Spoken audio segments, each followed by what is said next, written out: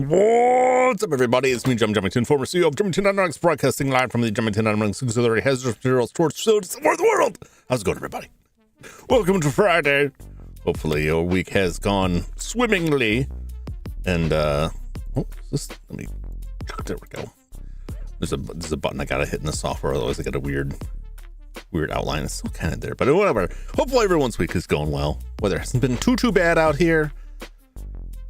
Been busy with stuff, but everything's working out. I got a rant to jump into. What's up, Jeremy? What's up, Judd? What's up, J Money? What's up, Ottercast? I can subscribe. If you don't jump, it's gonna get you. I thought it was gonna be so threatening. I couldn't get you even if I wanted to. Or can I? But I can't. Unless I can only get you where you least expect it. In your dreams. Actually, people probably expect that. I don't know. Somebody told me they had a dream about me once. It sounded awful. So I gotta complain about this. I gotta complain about how bad searching something on Google has gotten. It's a very particular issue. I fully understand how it happens, but man, is it aggravating. Just kidding. I know. There's no serious message of threat here on the Jum Jumington channel. We're all pals here. We're all just joking. No one's gonna feed you into an industrial meat grinder and turn you into a can of protein slurry to feed the infernal engines that power my cyborg form. That would never happen. Because I've still got cases of the stuff. But if it ever runs out, I've got other means. Be right back. Alrighty. So this is something that I was looking for because I was shocked to find, digging through my electronics junk, I don't have like any just like throwaway old mice. Pretty much just have like the mice I use on my streaming computer, and then back in the cave I got a work computer there I got a mouse for. I had a mouse for this other computer that my nephew was playing Minecraft on, but I gave it to him a couple weeks ago to hook up to his PlayStation 5. He said it worked, but I didn't know what he was using it for, so it's like, whatever. That's the only reason I had it here, was for him to play. And I really should turn that computer, like disconnect that computer, because it's been hooked up unused for months now. So I don't have any mice, and I got a game coming up on PlayStation 2 that has mouse support. Well, I'll be dinged. I'll be damned if I'm gonna go on eBay and buy like a crusty old used PlayStation 2, like official PlayStation 2 mouse with the ball and everything. Like, it's a USB mouse. This isn't like the PlayStation 1 or the Dreamcast or the 3DO or the Super Nintendo or any of the systems that I have purchased mouse controllers for. No, this is just USB. So in theory, just about any USB mouse should work. So to try to confirm this, because surely this isn't the first time, I'm not the first person to want to do this, I go to Google and I'm thinking carefully, PlayStation 2, right? Those balls get dirty. So I can understand why YouTube bonked that, but we're talking about the mouse balls. The mouse balls. Yeah. It's just, I just don't want to deal with it. But this is my beef. So PlayStation 2, right? Commonly abbreviated to PS2. However, if you want to search for anything keyboard or mouse related for the PlayStation 2, ideally, you don't want to search PS2 keyboard mouse, because PS2 is the old standard for mouse and keyboard prior to USB. It's been gone for a long time now. So I still see on occasion motherboards that have the connectors, and it blows my mind because I can't remember the last time I saw anything that even had the PS2 connector on it. So I know this going into it. Like, I don't want a bunch of results for PS2 keyboard mouse, like the computer standard PS2. I'm looking for PlayStation 2. So I type in PlayStation 2, fully spelled out. What are all the results that Google gives me? PS2, the computer standard PS2 keyboard and mouse. And I'm like, why are you abbreviating my search terms? I'm specifically searching for PlayStation. And the search is like, PlayStation 2 can be abbreviated PS2. Here's what I found. Like, that's not what I wanted. That's not what I asked for at all. But if I just search PlayStation mouse, I get results about the PlayStation 1 mouse. So somewhere out there, I'll have to go to a different search engine. I was just doing this like a few minutes ago. I'll have to get around to different search engines and see if they're all as bad. It does the thing where it bolds words and the results indicate it thinks they relate to my terms. They don't at all. Yeah. Change what it thinks you mean, even if you didn't. Yeah. See, like it used to be, if I would search for a lot of stuff like, an oddball like Japanese title for a game, or a specific like title of something or phrase that is not just like a common English word. And, Google would be like, did you mean this? Search instead. And then you'd have a link, 2 links. Like, did you mean this? Where they try to spell check it. And it's something completely different. And then below that, search instead for the exact thing that you typed in. And sometimes I get that, but a lot of times I don't. And it just decides on its own. Like, what was I was searching for something the other day, and oh yeah, it was like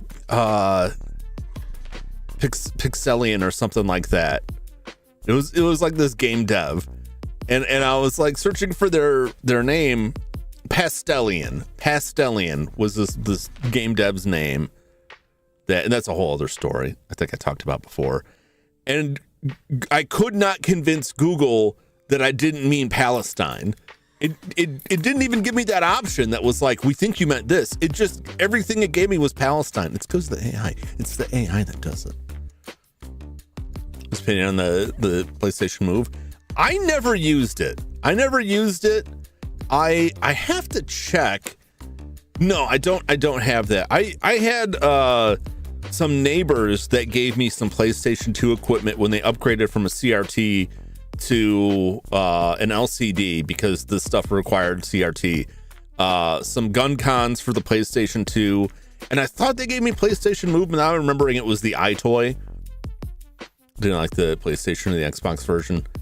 Oh, for like the motion capture, like the movement stuff, like the Kinect. The Kinect was actually like a really cool piece of hardware. And for a long time, that's what people were using for like hand tracking was the Kinect for like VTubing, like the stuff that I'm doing. They would use a Kinect for hand tracking and motion capture because it was like a really advanced. You could buy a Kinect independent of the Xbox specifically for connecting to a PC. They had a specific like something for it. Kind of like how Roomba, I don't know if they still do, but Roomba used to sell a robotic vacuum base minus the vacuum that was explicitly sold because it recognized there were a market of people using the Roomba as a base for a robot. And so they started selling like trimmed down version of it that was like, here's just the thing, like we've gutted a lot of the electronics, but this is like the base everyone is tearing it down to. Wasn't there a Ghost movie that used the Kinect? Was there a Ghost movie that used the Kinect? Check. I mean, yeah, there was like go-to like cheap mocap for a long time until they stopped producing it. Now there's like specialized hardware for it. Ghost movie. Paranormal Activity 4.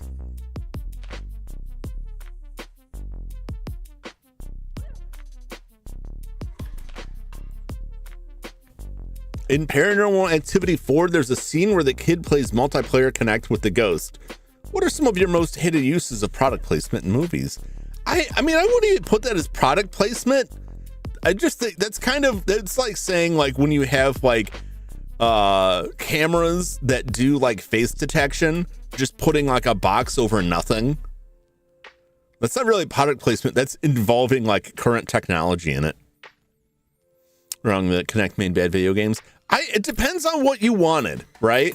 Because like the Just Dance games, I think they were Just Dance. They're like the dancing games on it. Like I'm not a dancer, so I didn't really enjoy those games. But my friends at the time were big on it, and they like had all the moves down, and they had a lot of fun with it, and it worked really well for that. I thought Jim was trying to crawl back into the moon tube like some weird hamster. No.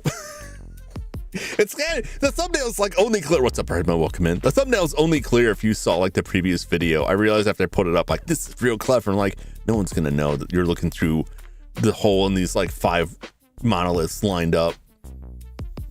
So someone made a whole horror movie with it. I don't know. Not that I know of. I know that they used it for that, but like you could do a lot of stuff with it. The Kinect was really neat. One of the things people didn't like about it was that it was kind of like an always on microphone back when people actually cared about this, right? Because no one cares about this now.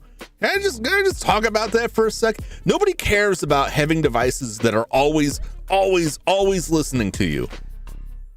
People used to care about this stuff and got worked up that the Xbox Kinect was always listening for the command word, which meant it's always listening. I mean, yeah, your cell phone's always listening to you. Your Amazon devices are always listening to you. Your TV remote's listening to you. Your TV's listening to you. Your car is listening to you. Everything around you is always listening to you. And every once in a while, people will complain about something. They'll complain about like one thing. Oh, I don't like how this surveils me, while ignoring all of the other things in their life that are surveilling them. Which tells me like they either are really uninformed or they just don't actually care. When people's mad about it. Yeah, it's amazing. Like all you gotta do is, you know, I don't like this thing that always listens to me. What if you can use it for an oven timer? Ooh, listen away. That's totally worth my privacy. Yeah, that's I have a beef with all that stuff. Well, I mean, do you remember when there was markets for, before companies started adding this into the device themselves, there was like these stickers you could put over your webcam, like on your laptop, because that was like a big thing there. Like your camera could always be taking pictures of you, like hover over that laptop. I'm like, all right, but they can still hear from the microphone. Song Star Wars Connect Empire Today, the remix of YMCA. Oh, I haven't heard that. I know like the solo song because I saw it in the JonTron video. Like the Star Wars Connect has like a dance off with Han Solo. It's pretty funny. I think it's really neat technology.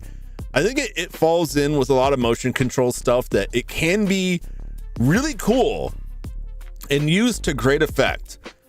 But in their zeal to show you how cool this is, a lot of companies push it too much and you end up with stuff that like doesn't work, or is like a really bad game that's just to show this thing off, but it's not compelling enough to make you care. Or it's the kind of thing like, this game is too long to expect me to be swinging my arms around. Like, I really just want to hit these buttons. Look like the Wii Sports stuff. That stuff's great. But that doesn't mean you want that in anything. Do you want to play like a side-scrolling Donkey Kong with motion controls? I don't know. Maybe a 3D Donkey Kong would be cool. Mario Odyssey had motion controls. I didn't use it. Zach Baggins hunted ghosts with that Kinect. Did Zach Baggins hunt ghosts with a Kinect? I always forget that's the guy's name, and every time I hear Zach Baggins, I'm like, all I could think of is like a hobbit. And I'm like, there's some hobbit out there like hunting ghosts. Baggins.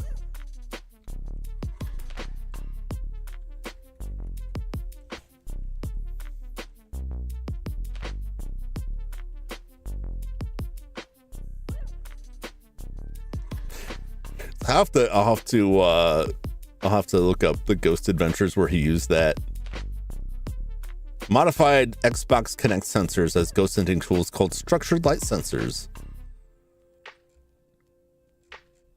Yeah, the Kinect ranks up there with like the Wiimote and Nunchuck in terms of like at the time that the Wiimote and Nunchuck came out, like accelerometers were like really fiddly to work with, and suddenly you had like the Wiimote Nunchuck combo that was like particularly with the Nunchuck, like a really low cost, nice, easy to work with accelerometer. Like they're really like solid built good tech inside those things that just seem like this easy to pull off gimmick, and it's like it's really not. How can I get this to that body always like rotates weirdly. Then I find out after a while, I'm like looking at everybody sideways here with my shoulders. This one of all the right channels. Like it's a bad channel. Never used motion driver for Mario Kart. No, me neither. No, actually, like the Ghost Adventures. Yeah, I mean those are. What happens in Ghost Adventures Season 12, Episode 8. Hellhole Prison. I will have to make a note to watch that because it's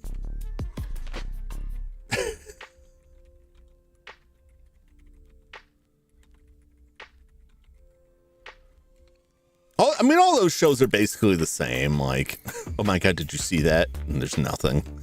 We saw something.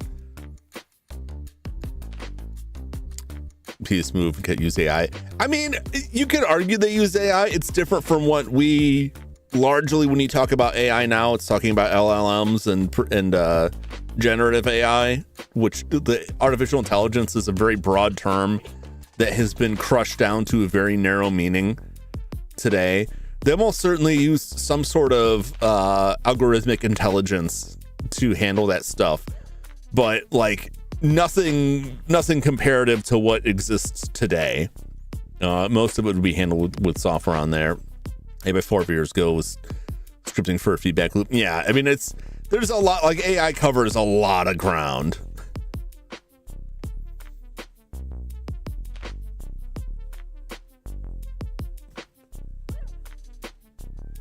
Use the Wii or GameCube gamepad. Only use the motion controls if they game hit only that option.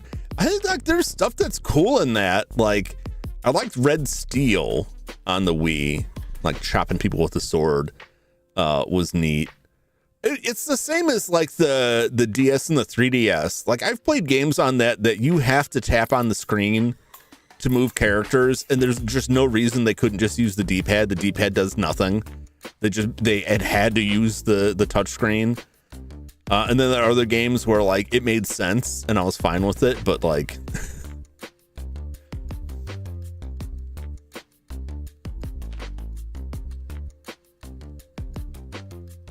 it's been on the weird. Do you mean like the Wii U? I think the Wii U goes. I think the Wii U was fine. It was just like I think they misread what the market wanted, but I don't think they really changed their course from that. If you look at where they went from that, because because the Wii U is more or less just like a slightly upgraded Wii. Like that's about it. And I think people wanted like a huge leap in it, and they just felt like more of the same, and it made people wonder what would justify the purchase of it. But I feel like that's still just the that's the Wii U, the Wiiverse. I don't know, like it's like with the Wiis.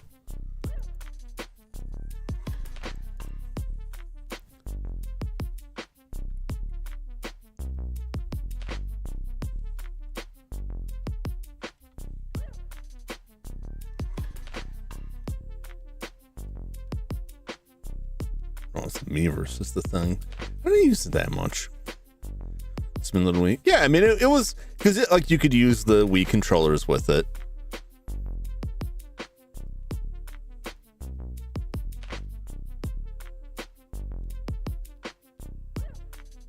Yeah, I'm ignoring the obvious bait.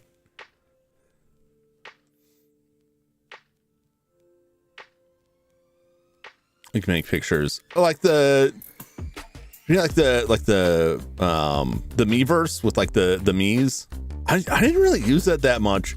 To be honest, like I did not own a Wii. I did not own a Wii U until the Switch had come out, and my friend was like, I'm getting married on my Wii. You want my Wii U? I'm like, sure. But by that point, like I didn't have any friends on there, so like I never really saw it. I'm familiar with it vaguely, and I'm impressed. I'm impressed with that and like Splatoon, where people have like the art they've drawn in Splatoon for like the greeting messages, and like the complexity of the art, knowing the limits of the tools was like really impressive.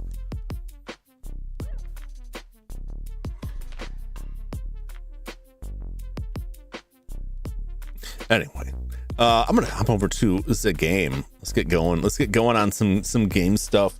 I'm looking like we're gonna be playing some Phasmophobia.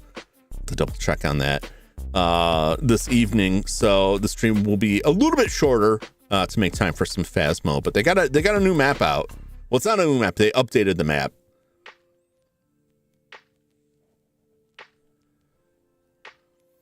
The water gun game. Yeah, Splatoon. I only played for like a little bit. I never got super into it. I thought it was fun, but like it's a competitive game, and I'm not a super competitive person, so.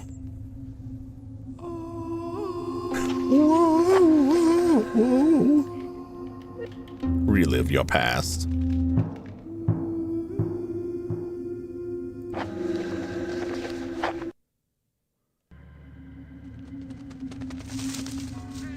Oh, there we are. I was like, I was having trouble adjusting the scale of this.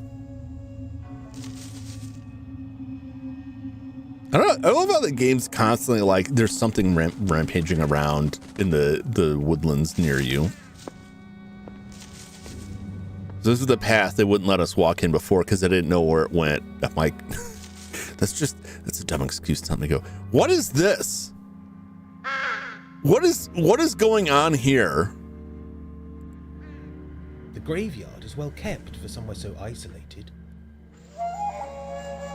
Like, what is this? Am I crazy?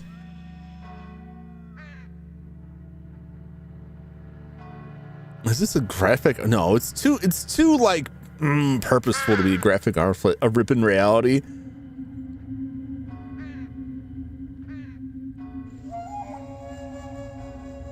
It's like a tear in a photograph.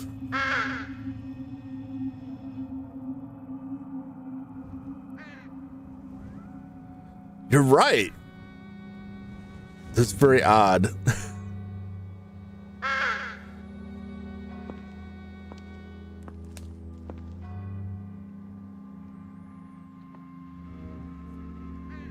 And is it a tree? It's a tree. Oh, we'll go back. Metal letter. Boo-doo-doo. I love this music. But you can see, like, so here's the tree, like the base of the tree. So that was my thought, like maybe it's just something in the tree, but there's like, you can see like the this tree is like mirrored here, right? So that's like this mirrored.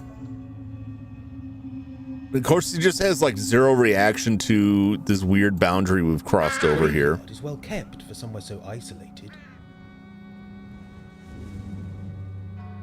But that's why I was like, yeah, look at it. And it's like, nope, nothing. I don't know if this is... Let's walk back out of here. It's also like...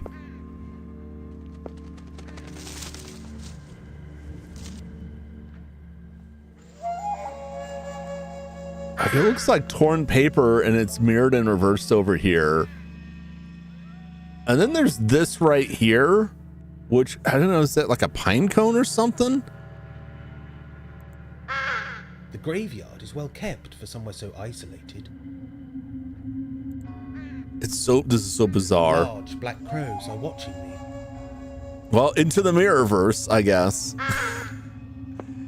I gotta be honest, like, Nigel seems like the kind of oblivious guy that would just like walk through a portal without even acknowledging it.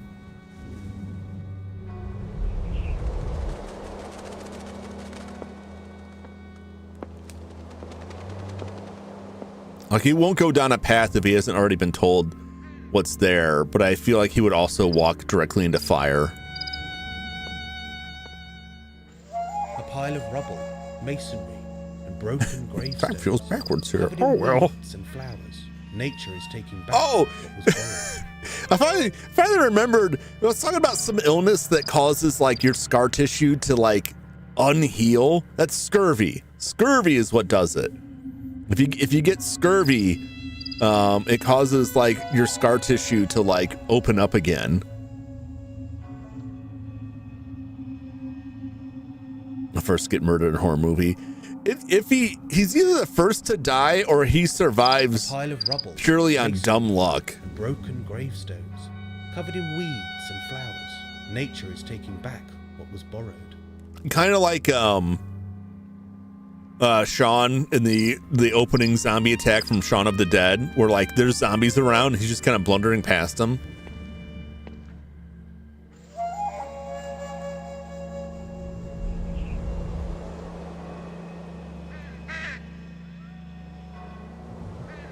Never actually knew what scurvy did. Yeah, I remembered it, like I couldn't remember what it was, but I looked that up a while ago because I was thinking the same thing. Like, we've all heard about pirates getting scurvy, which was a common for sailors. It's an extreme like vitamin C deficiency. But like never really knowing what it does and then finding out like, oh, that's horrendous. That's terrifying. Isn't that guy in Resident Evil?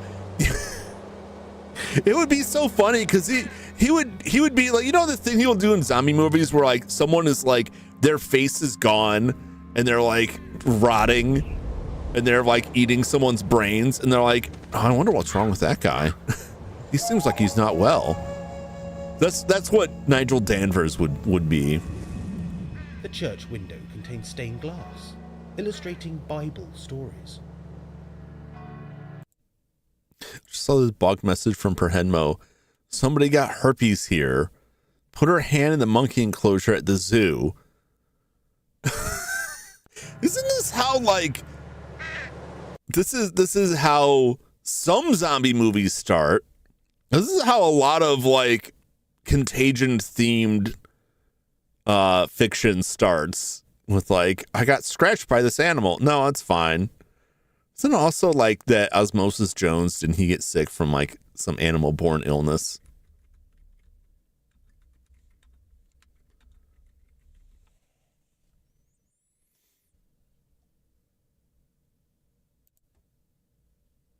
Granby Zoo issues warning to visitors who may have had contact with Japanese. Public Health says exposure to herpes B virus is extremely rare, but can cause serious illness. It's just picture fucking just like eating a leaf, like they'll never know.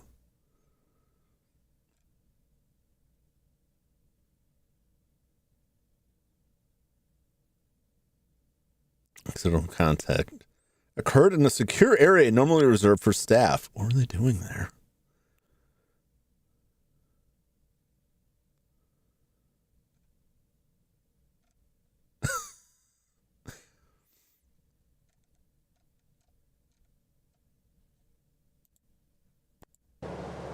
Chimpanzees, the only animals when they kill on sight, let's escape. I don't want to bite my fingers off, man. It's basically the plot of Contagion. Yeah, that's. We'll see. Like a lot of animals, like, aren't going to be attacking people. Some of them will. Some of them will. Like lions generally won't, unless they're like. I mean, eventually they will. Like if lions get loose from the zoo and are not dealt with, eventually they will, probably, because they're not gonna find much else to eat. Chimps, like the thing is, like chimps have reasons, and every time you read about the stuff like that happens with the attacks, it's people who are like didn't understand what they were dealing with and get too used to treating it like a person, which is a lot of animal attacks. That's why you shouldn't feed like wild animals, because like you get too used to treating it like a tame pet, and then the thing's like digging your eyeballs out while you sleep. Speaking of Contagion, it's crazy how prescient that movie was. Yeah, I mean it's funny, like maybe not funny. Look at a lot of those like viruses. It's the same thing I found with like the that virus movie, that Japanese virus movie from the 80s. That I think it's on Tubi now. That was really good, and I recommend it. But like having gone through it, it's like, oh, I can see how that would happen. I can see exactly how that happened. Large black crows.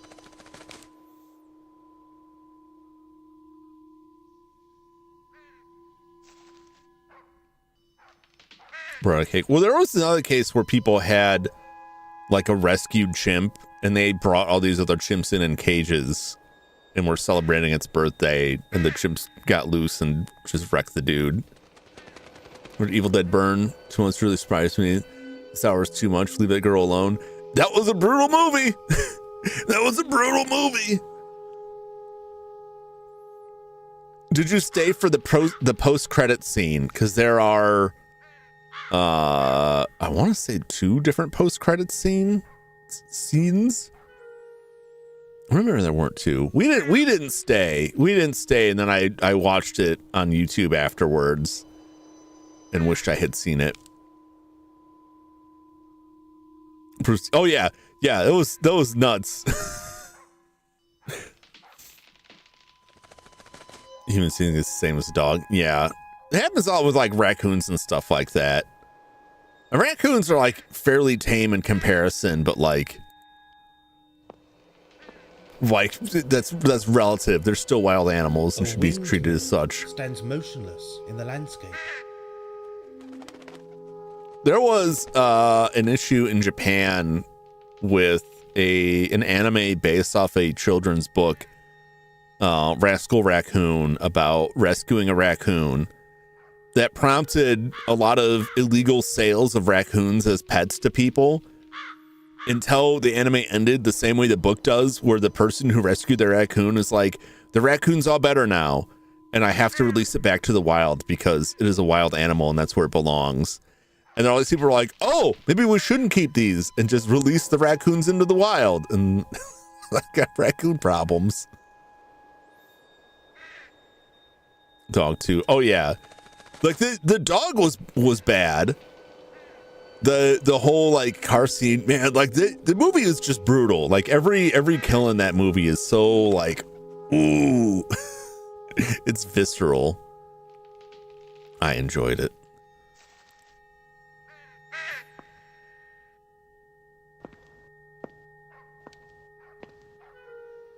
Let's creep around this old church here. No one has been through there for decades. Yeah, you could be the first. Decorative gravestone. Is it decorative or is it A rusty metal letter. There we go. Is it just decorative? I mean, that seems like yes, gravestones are just decorative, but like when you put it that way, that kind of like cheapen it a little bit. You know what I'm saying? Some of those terrifying villains. Oh yeah, you know, those Deadites, especially the Deadites from this new trilogy, Because they've said like there's multiple different Necronomicons that summon like different sorts of entities, and like the one summoned by the one from Evil Dead Rise masonry and broken are like the cruelest. And flowers. Nature is taking back what was A lot of people are arguing online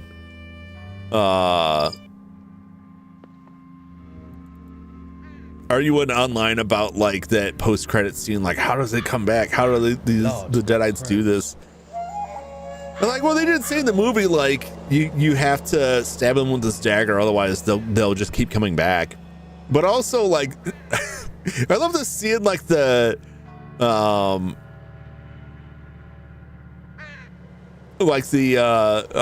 list of all the things that the Deadites have done over the course of all of like the Evil Dead media, and it's like, you're really gonna draw the line at this? This is where what puts you over the edge here? You know, saying rock door's the best defense against them. It's completely free. Yeah, because I mean, it was very clear like they could get in and do what they want at any time, unless there's like the unspoken like kind of vampire rules. But even that I don't think is true. They are just playing with them. Yep, there's this guy. Finally at peace. Log may he rest. There's the crowns. A link to the legend. A link to the past. William Agar. A name to look out for. What do you mean? This is who you've been looking for. You should have already known he was dead, but like he would ask people at the cabin, like, do you know the previous owners, the Agars? And they're like, nah, I don't know anything about that. And then Agar, why does that name sound familiar? This man has brain damage. They're pretty functional. Yeah, but I mean, like that's their purpose is to like decorate and mark the site, but they're not like, it's not like they're holding the coffins in place. Almost half of Jum's age. Boy, I wish. June's 31 years old. That man, he's hard living, you know. Those were 31 rough years. Contains stained glass, illustrating Bible stories. Hard years. This eyeball is freaking me out here. Crows.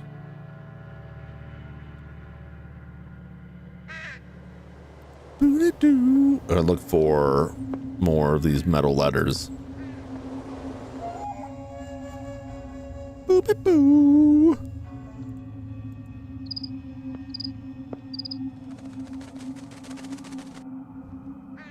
A rusty metal letter. There we go. Now, what will I do with all of these letters? A rusty metal letter. A rusty metal.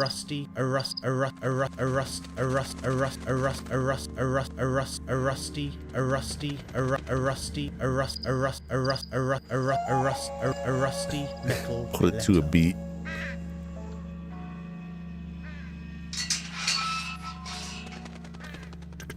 I'm in.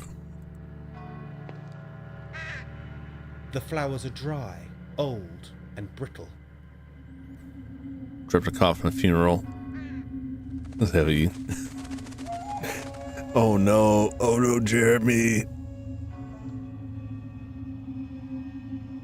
Without the guy like let go. Oh, that's rough.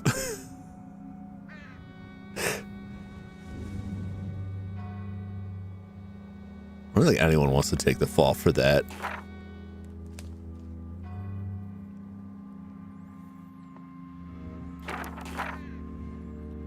May you have oars for the wind and a reef for the rain, and drinks beside the fire, laughter to cheer you, and those you love near you, all that your heart may desire. How nice. Thursday, 4th of May, memorial service for Evelyn Ackland to be held in Northfield Parish Church at 3 p.m. sharp. How long ago did this place fold up? Because these look kind of modern.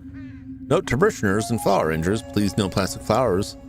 Mr. Russell almost lost consciousness after throwing the last ones on the church bonfire. Please let us not kill the church wardens. Well, he shouldn't be burning everything. Built church, nimble history. Foundations built upon an Anglo-Saxon settlement and chapel. Tower built upon existing foundations by Ugaf Flurther the Third, 1320. What a name!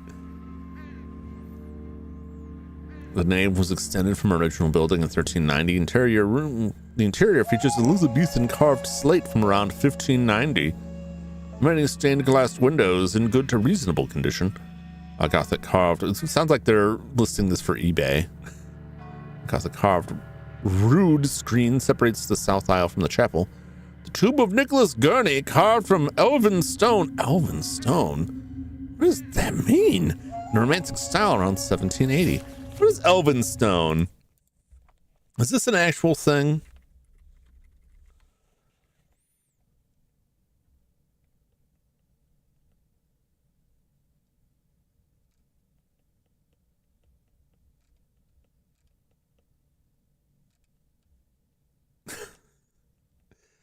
Oh, here we go. Elvan is a name used in Cornwall and Devon for the native varieties of quartz porphyry, making fine building stones. Okay, there you go.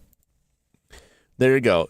Everything that I searched for before that was like, see, they'd spelled differently there. It was spelled with an A instead of an E. It's all video game stuff or Tolkien. Since all big bodybuilders, the crap dudes just got out of jail for mugging an old person. Oh boy. Northfield Parish Church. Church is open all day, every day to promote quiet contemplation and opportunity for prayer.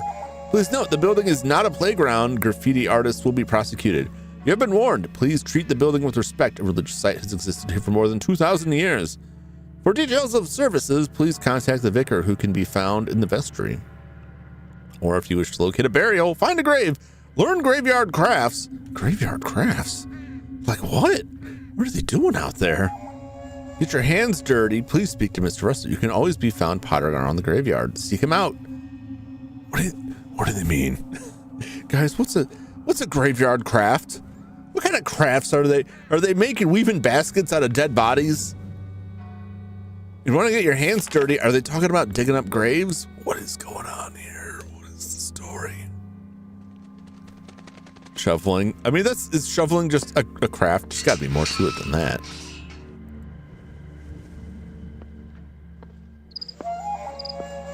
Nothing wrong with a little witchcraft.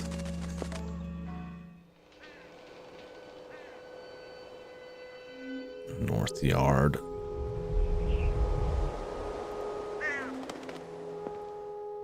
We've got, was that a TEN and TEO? I went to that because it spells 10. Will this be another one? It is. A rusty metal letter. Looks like an M or a W. WWWII.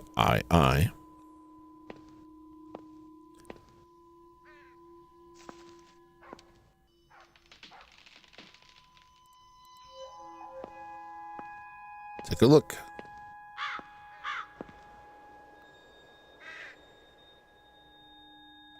Aha! Here we go. Let's slap some stuff on here. Shabam.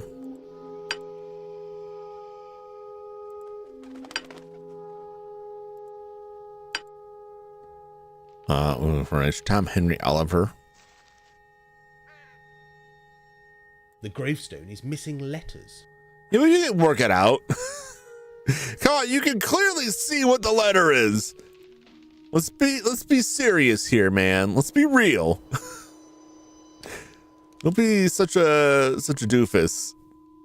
You know what I'm saying? Like, you can sort it out. The church window contains stained glass, illustrating Bible stories. Shoveling 6 feet deep without the dirt caving in its crafts indeed. I'm not saying it isn't, but like, they could just put digging. I just feel like you're fancying it up a lot. Maybe that's the point, that you're gonna fool people. You're gonna bamboozle them into like, I'm here for the crafts. Great, grab a shovel, start digging. Dig your own grave.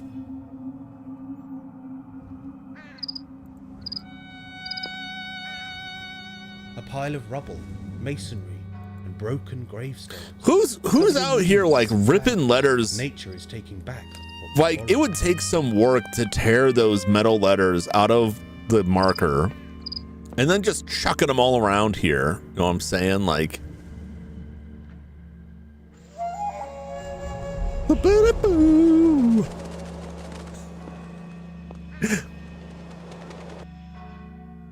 oh, is that a crown?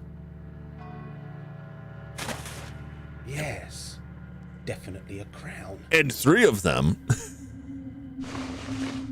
A rusty metal letter. I'll take it. Strong dudes, ghost infused dudes. The ghosts are out here just screwing around, just ripping these letters out. Fuck this guy. Thomas Ager. There's the Ouroboros, the Morning Star, the crowns.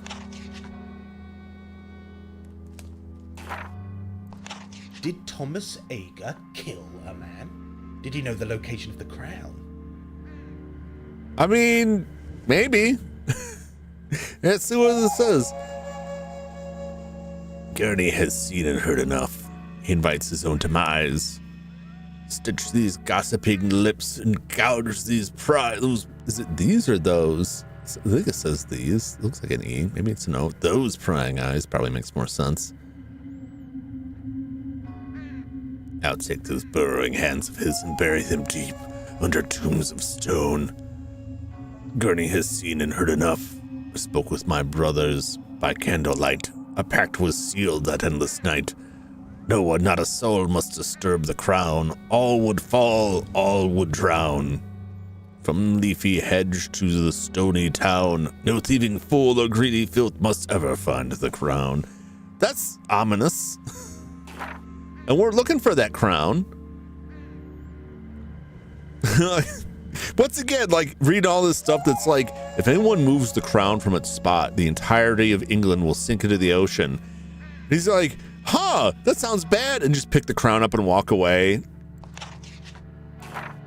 Is that it? Is that just 2 pages? Ain't much a book. Also, I saw this earlier.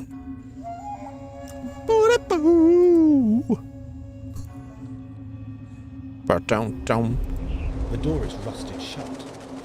So 'tis. I'm looking for an H. Welcome back, Judd. I was over here already.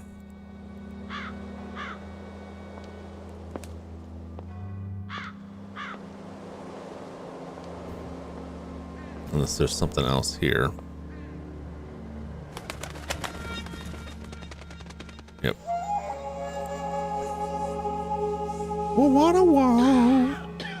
Large black crows. Who's is that me coughing? We've heard this coughing before. It always makes me wonder, like, who exactly is coughing.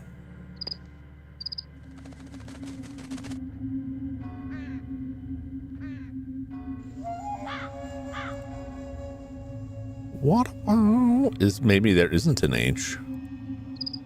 Perhaps I am mistaken. Oh, there's a quick, get him with the pitchfork while his back is turned to you. A hedge sparrow, quite tame. Don't mind me. Just keep muttering to yourself there. It's fine. They all come looking. Let's just see what this man has to say for a few minutes here. It ain't right, and he knows that. Hello, sir. Well, I didn't expect to see that. What's going on, man? That's a very old-looking tombstone. Excuse me, may I disturb you? No worries, lad. You don't disturb me. What about now? Rips his face off. Oh, I'm disturbed. the character is coughing or someone in the company is following him. It's funny because it's the same coughing sound from the previous game.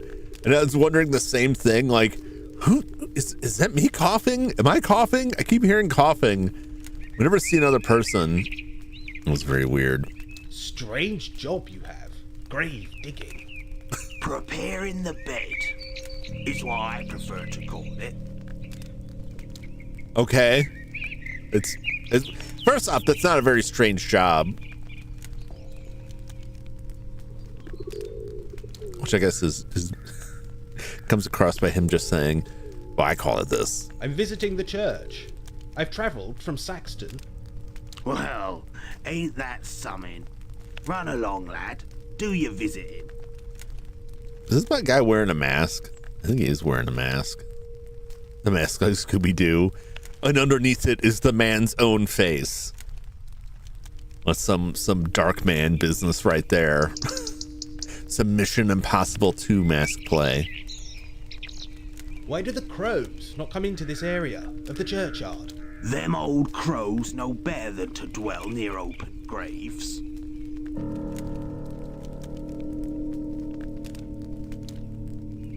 Can you spare me a few moments? I have some questions. I'm rather busy, lad. If I can get my work done, I'll have some time for you. Perhaps I can help.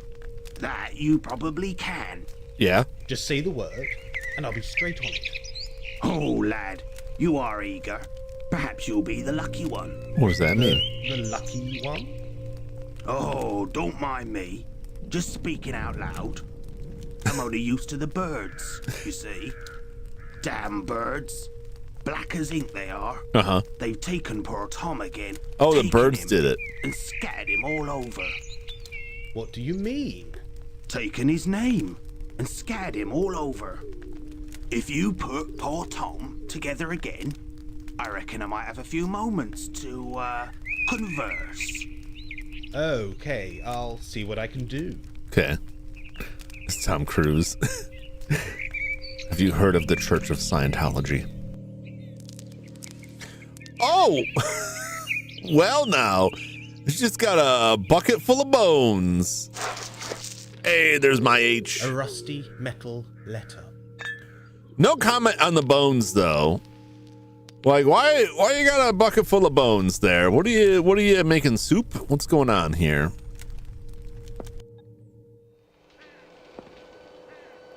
Well, that's all the letters. Now, I want to say if that letter was in his bucket of bones, did the Burns really do it or did he do it? Because this is some sort of sick game of his. Because he's a crazy man. Tom Oliver. So now I know. The gravestone is complete. You could read it without that just by tracing the like you can totally tell. Like there's no metal letters in any of these and you can still read it. You dingus. All right. Back we go to the gravedigger and not the monster truck. You can sell them on eBay. Blasted crowman. He should know better. Rusty metal letters. Used. Vintage. Free shipping. Excuse me. May I disturb you? I really want to get that pitchfork No worries, lad. to defend You don't myself. disturb me. I don't want my I've bones ending up in a finished bucket. putting Poor old Tom back together. That you have, lad. He's looking on you kindly now. I've got more time for your questions, if you have something to ask. Do I? Do my cups and stuff out of them. Never understood how you gotta put a significant amount of work into turning a human skull into like a wine cup because like there's a lot of holes in there you gotta seal up. Like the eyes, that's a big thing. You gotta put a lot of foundation in there. And then if you have to seat like an actual cup inside the skull, you're not really drinking from a skull. You're drinking from a cup that a skull is like around. It's just decoration. It's a fraud is what I'm saying. Unless, but then the other way is if you just took like the back of the skull, right? Or the top of the skull, that would work, but then it doesn't look like a skull, right? And so like you can't really intimidate people like that. It's a no-win situation. Unless you find some kind of, you know, freak show corpse that had no eye holes somehow, which I'm sure is possible, like a possible medical condition. Or if you take the human head and like inject it with like the plastic stuff. You guys ever seen like Body Works? I think it's called Body Works, where they have like bodies that they have this process of injecting like a resin into bodies that like preserves them and solidifies them, and then they can like slice them or like show different parts of the body. Like they can preserve it in a way that you can see like the musculature and nervous system and stuff. It's very cool. It's very cool. If you did that to a person's head after hollowing it out, like the eyes and all the tissue is still there, that's you know, you can probably seal that up. I don't know if that still counts though. I don't know if that still counts.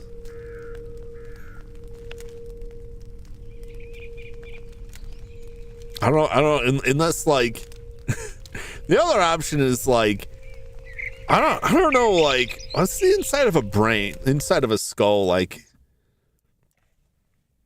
I'll have to dig through my collection of skulls and examine this. Oh, let's see if I can find it, like an image of the inside of a human skull. Yeah, I mean it's not just that. There's like down at the bottom, there's a big hole too.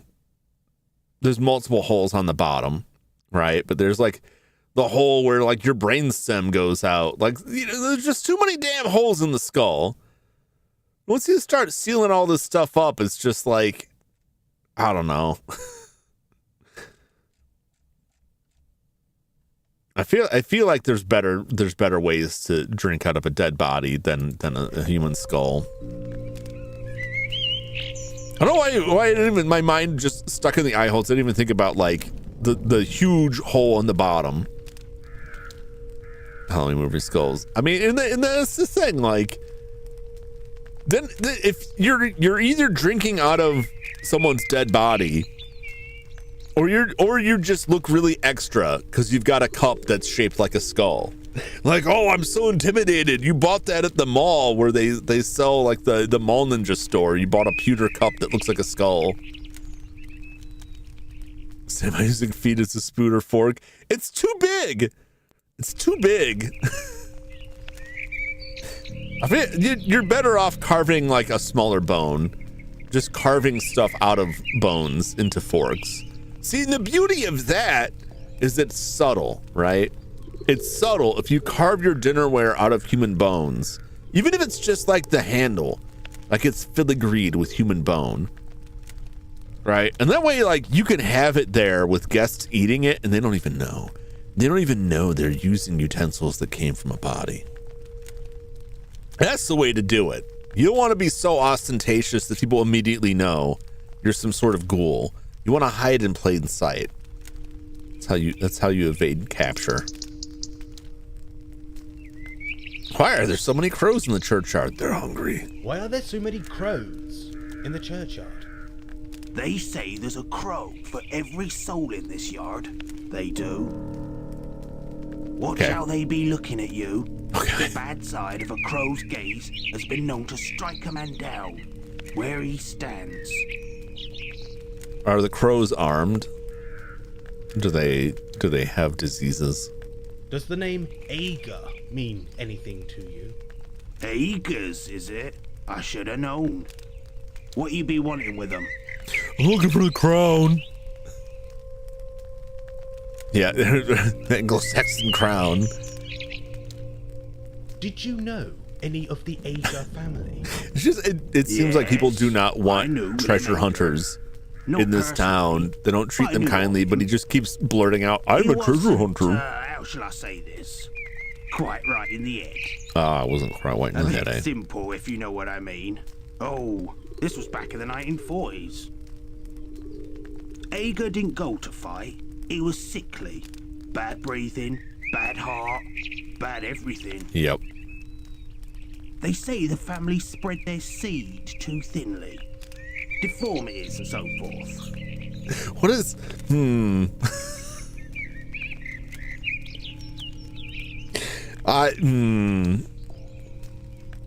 Yeah, you don't want to spread your seed too thin. Was there a connection between the Aegers and the legend of the Anglo-Saxon crown? There's talk that those Aegers knew the location of that last crown, and I'm guessing they weren't the only ones. People don't go looking for things that don't need finding. The people of the Fens are superstitious folk, you know. Uh-huh. They believe in the old ways, the ways of the land. It's best not to disturb them who sleep. I agree with that. Need tourist money, but hate to see them kind of stuff.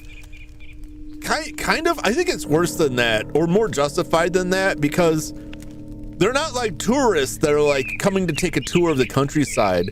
They're coming to dig the place up, right? And a lot of them are coming out because like the graveyard is washing away into the sea, and they're like, ooh, maybe it washed some treasure out too, which is, you know, they're basically just grave robbing.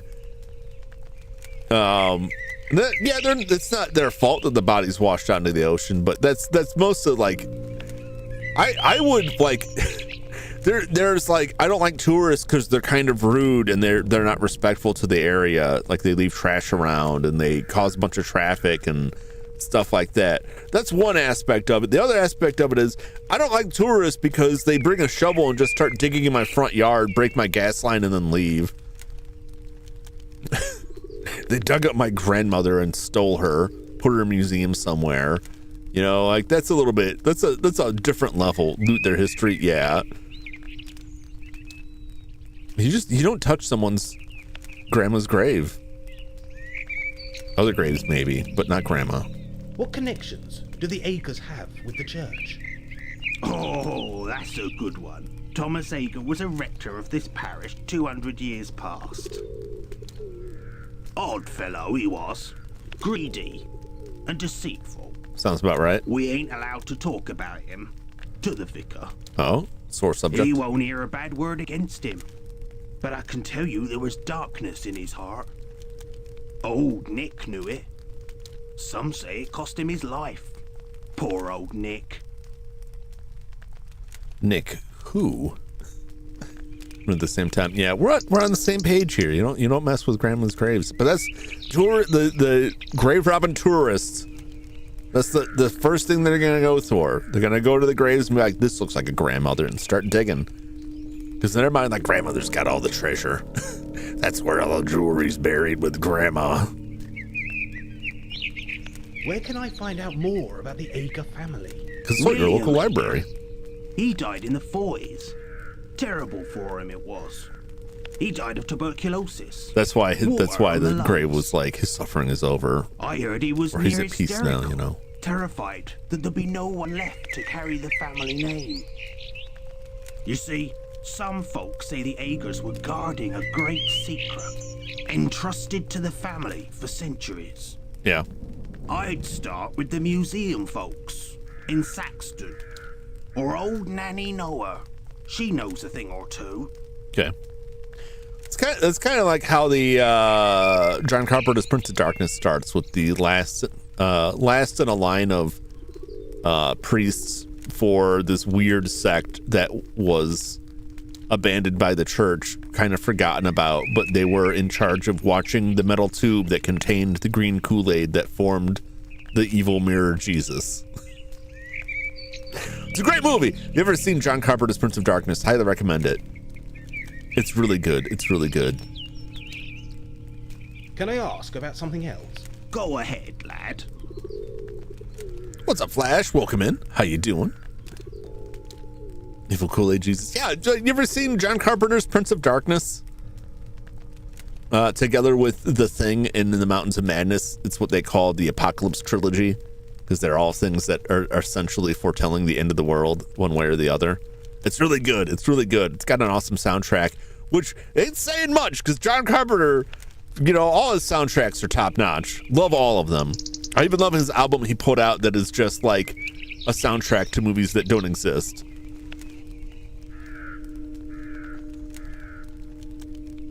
It's funny, sad. Never believed your family members drew over your gold teeth in their mouth. Gravedigger body cleaner caught stealing a while back. Yeah. No, I mean, that's, you know, you generally don't want to do that.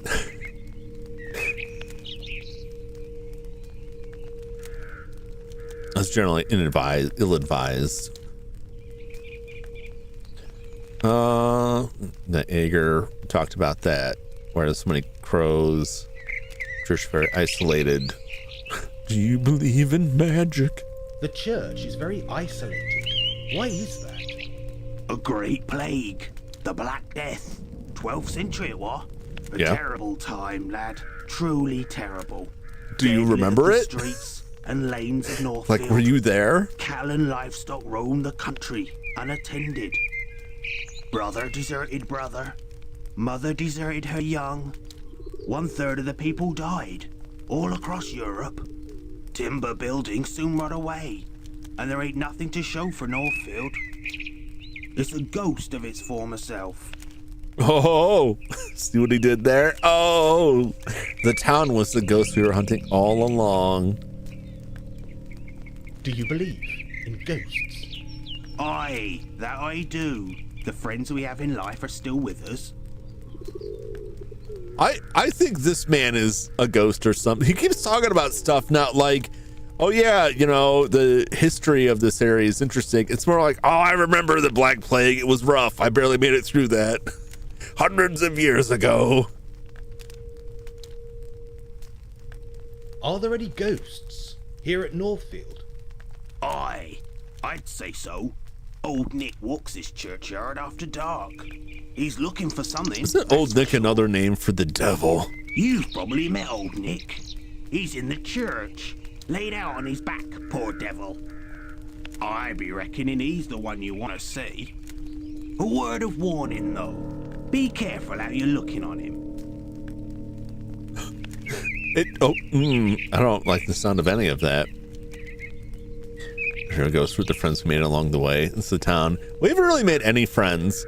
Like the closest we came was the girl we talked to hanging posters up. But like, even this guy is like so insufferable that like there's not going to be any friendship for him.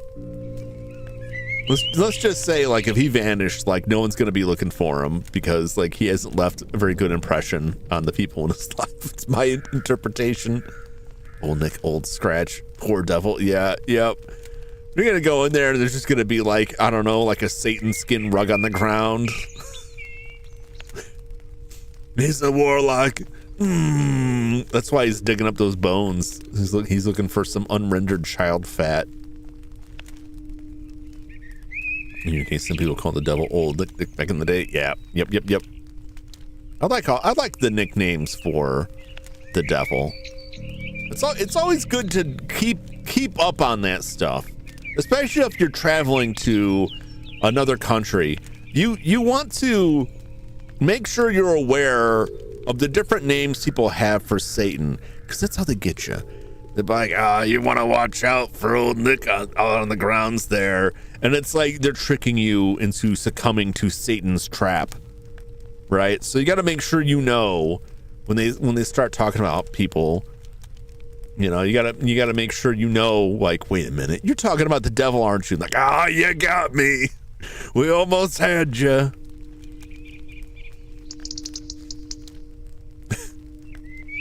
Well, he's act like you never seen a man with horns before. Yep. It's just those deformities that we're talking about from spreading their seed too thin. It's all the horned babies. That star, it's just a birthmark. Don't worry about it. Why is everything on fire? I like it warm. What do you think ghosts are? Well, I never. What a question. I can't say I know. Spirits, maybe? Like alcohol spirits? Those who need to move on. There's something they have to know. Or something they want to tell us. Maybe they've got unfinished business with the living. Either way, I don't bother them and they don't bother me. What if your unfinished business with the living is with someone who then later dies and is like, they just move on. They're just like, I had a good run. I'm ready to move on to the afterlife. And so he's just like, I have to meet with Abe Lincoln. Like, Abe Lincoln's gone, man. Where is he?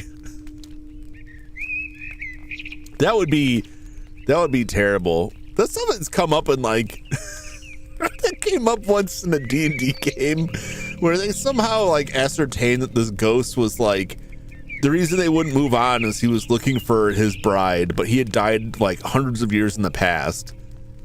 And so the person in the party like used their skills to impersonate this person's bride based off a painting they found.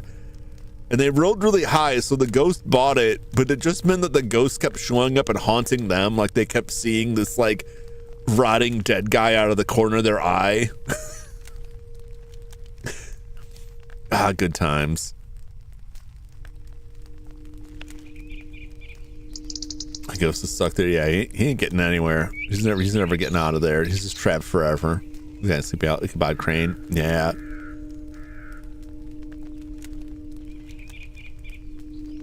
I was a big fan of like the Disney animated like Sleepy Hollow when I was a kid. I like how they set it up where like the town bully was gonna like jump out and scare him, but then like the real headless horseman showed up with a much more convincing costume, and then Ichabod Crane just went back to town and ate. Moral of the story: just don't go out at night. Just stick around town and eat. Can I come back here tonight to ghost hunt? Hunting ghosts, is it? Those who go looking for the dead are asking for trouble. Agreed. You watch what you're doing. The dead folk of Northfield won't take kindly to any disrespect. This guy's just gonna come back and take a dump on someone's grave. I'm thinking I might leave the doors open tonight and light you a few candles. That's kind of you. Yeah, he's this man. Nigel's gonna get punched by some skeleton out here for. Are you a zombie? No. He just asks he asks these questions in such a tactless manner. Can I ask about something else? Go ahead, lad. What else you got? That's I'll it. get on with my visit. Be seeing you, laddie. Be seeing you. I like the sound of that. I don't think I want to be seen by this guy, if I'm being real. Can I get in this church? I did get in the church. All right, let's look for old Nick. She's been hanging around.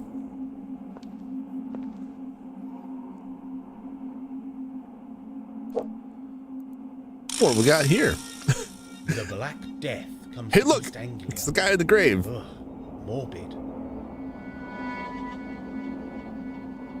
It'd be funny if real conversation someone was like, I want to ask something else. Then immediately, I should go. Right? You know the conversations where like, especially if someone's like, gets really mad at something you say and then you just keep going. No one in real life would put up with this. The Black Death comes to East Anglia, traveling across Europe like an invisible wall of death. The bubonic plague arrived in East Anglia in 1348. Within 1 year, 2/3 of the population were dead. Thriving, healthy communities were destroyed, leaving timber buildings to rot away and disappear forever. Victims of the silent killer. That's basically word for word what that guy was telling us. What's up, man? Welcome in. How you doing? The plague was nicknamed the Black Death due to the blackening of the blood under the victim's skin, and was often accompanied by inflammatory boils and weeping pustules. It was a vile disease, causing a very unpleasant death. Plague pits were dug outside towns and villages to dispose of thousands of rotting corpses. Many of these sites are currently hidden on modern maps and could exist anywhere beneath our feet. In Europe. I mean, they could be in the US. So I always say, like, if ghosts are like ghost haunt places where they died, it's like somebody has died everywhere. And I guarantee a lot of them aren't happy about it. And if that's all it took, man, like, I probably need to wax this table, perhaps. Do I have a tool to use here? What am I? We'll just rub a pine cone on it. That's not right. Okay, never mind. We won't do that. How about the sedative flower? Right. Okay, no. That's not right. Oh, that's a photograph. Look at that photograph.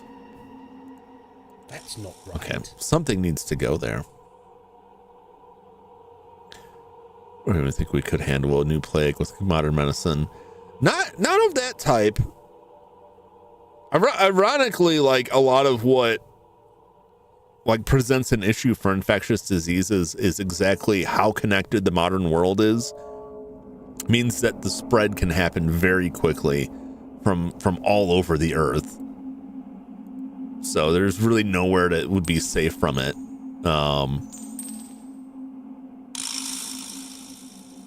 But like we kind of saw how we dealt with that, and it wasn't pretty. we came out of it. But yeah, like if a modern plague like that, the only thing that improves our chances now is that much of the developed world has better sanitation than we did back then. We got wrecked for a bit. Yeah. But it wasn't like it caused like all kinds of problems and a lot of death. But I don't think it comes close to what the bubonic plague did to Europe. But much of that was due to sanitation issues, because the plague largely spread through fleas that came from rats. So that's, and then you have like open sewers and cesspits and things like that. So having modern like waste treatment and stuff like solves a lot of that issue. But that just means like what we're left with to be worried about is like airborne illnesses. Any kind of airborne viruses become like a big thing, because like it's very difficult for modern society to function if people like suddenly like, oh, you can't be around other people. We're really not set up for that. We really can't quickly pivot on that stuff. And there's only so long you can tell the population to stop breathing on each other before they're like, I'll breathe wherever I want. Foundations built upon an Anglo-Saxon settlement and chapel. Cool. I should make sure no one can disrupt the experiment. Paranormal investigations can be ruined by tampering or false results. Wait, what experiment? What am I working with here? What am I doing? That's not right. I haven't even done anything with this. That's not right. There we go. Perfect. This will capture any visitors or paranormal phenomena. Cool.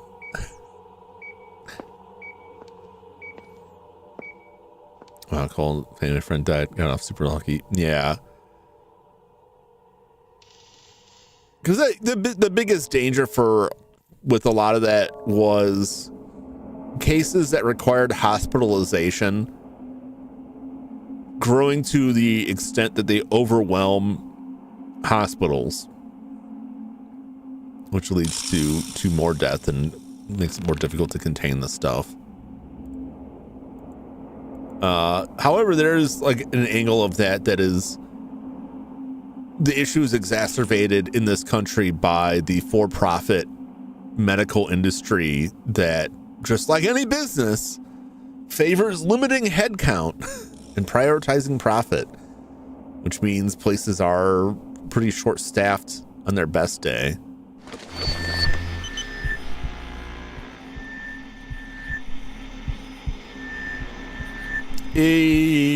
Look like a man.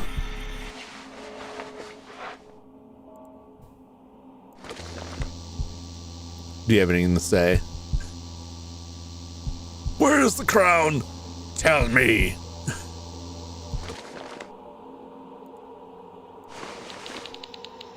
Well, it's funny, like, but prior to that, like, there was a lot of researchers talking about, like, the Nothing. the dangers of, like, a new flu epidemic. A new flu epidemic that had been discussed for, like, a long time.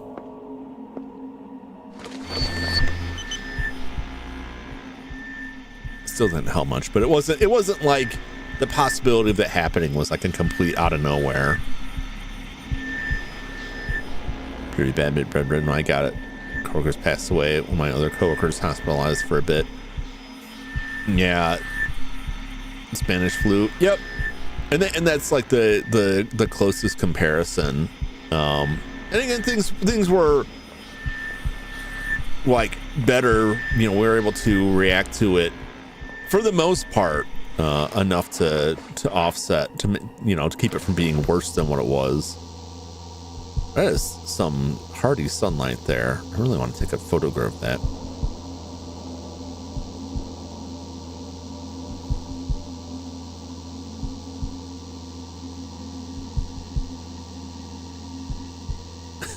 The bird flu? Yeah, they tend to do that. Boo!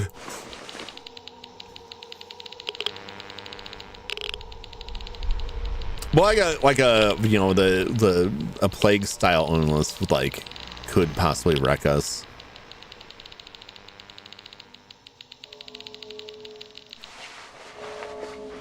It just depends. Like the fact that our modern sanitation like holds up fairly well. Okay, it's still going. This will capture any visitors or paranormal phenomena. I forgot vaccines put me on my ass. I don't think I ever got it. Like I got sick sometime around there, but no, what am I saying? I know I did. And I was like, I caught it at a funeral. And so did my dad. And it developed a pneumonia, and he ended up in the hospital, which ended up going into a rehab place afterwards. Like, he was hospitalized for quite some time with that.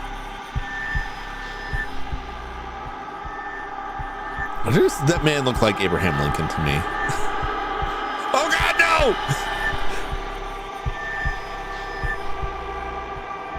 It's old Nick. He told us to be careful. Careful how you talk to old Nick. Tell me your secrets, old Nick. Oh, there he is.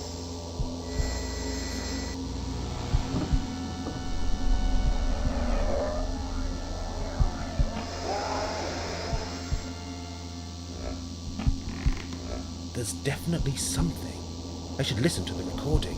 Oh, I have to listen to the recording. I was gonna plaguing scenario. What kind of plague would you make? I mean, the best plague.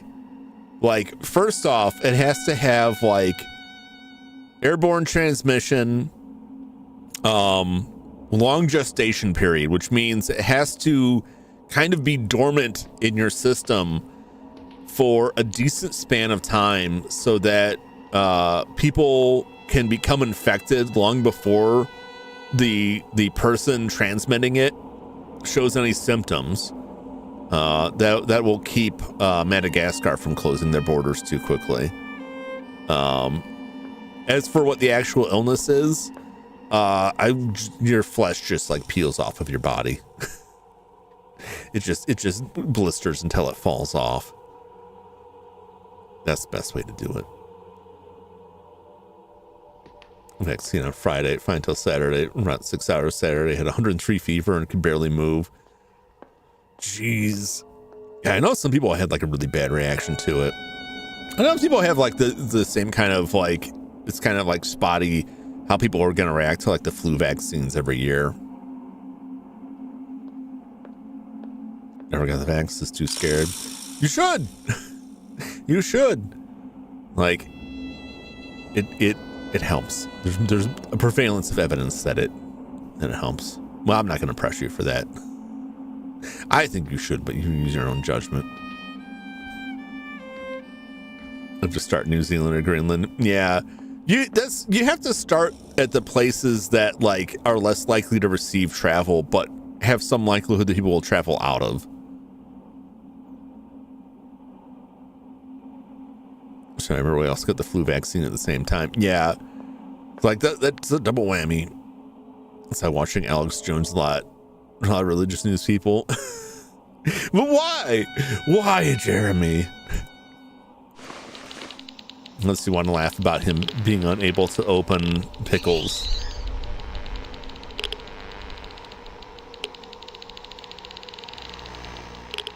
There's something there. All right, listen to this recording. A recording from the church pews.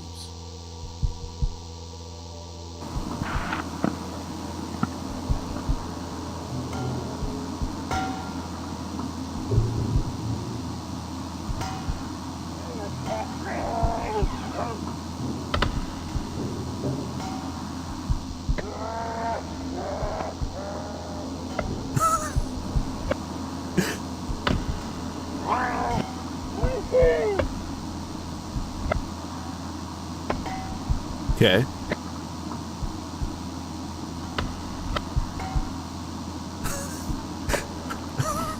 Ho, ho, ho.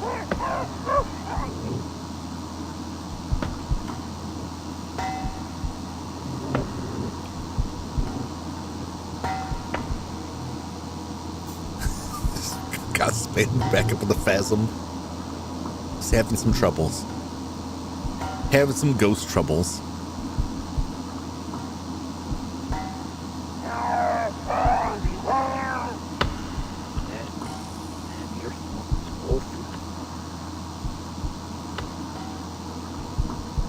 Did you say something about Whole Foods?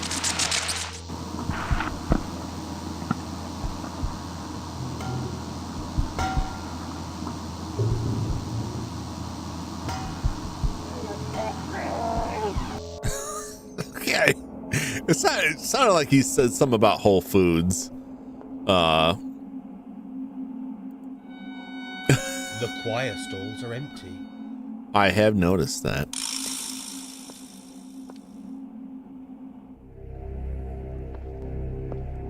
Hello? Oh, can I steal this money? Get this money. Steal that.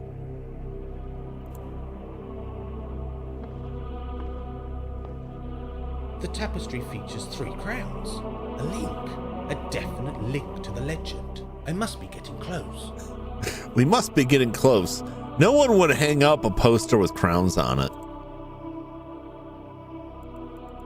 All right, let's take a look at this guy here. Oh, look at those fucking eyes.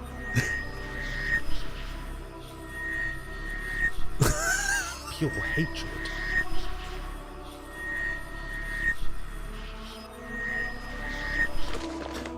He is not too pleased with my presence.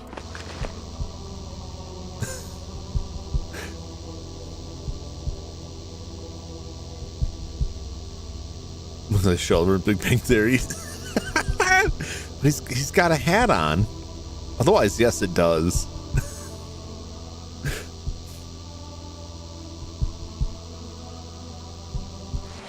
Look at that ghost lettuce.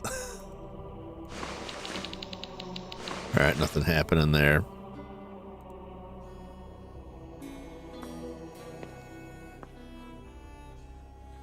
Good afternoon, Vicar. May I speak with you? Oh, very well, if you must. But time and tide wait for no man, and I've lost something You terribly sound like important. Chewbacca. I really must find it. He did sound a bit Wookiee-ish there. I guess, you know, death isn't that agreeable. We're just hearing his dying words. Ah! Maybe I could help you find it. Oh, bless you, dear little man. What are we looking for? Can you tell me what we are looking for? If I could, I would. I simply can't remember. What? I just know that I need it, and it's terribly important. Holy God. Here looks evil. He's got the same eyes as the painting, The same evil eyes. Count Frollo vibes. I don't want to get drunk by this guy. There's nothing that says a vampire couldn't pretend to be a priest. Well, where did you leave it? It's He's around not here standing somewhere. directly in the sun either. And again, let me think. Where would I have put something so important? My memory is not what it was. Oh gosh, this guy's worse than me. When did you lose it? I believe I lost it between Wednesday and Friday. Okay.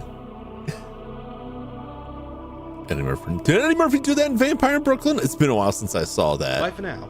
Feel free to wander God's house. I will. I haven't seen Vampire in Brooklyn in a long time. Bitten impersonating the pastor. Oh.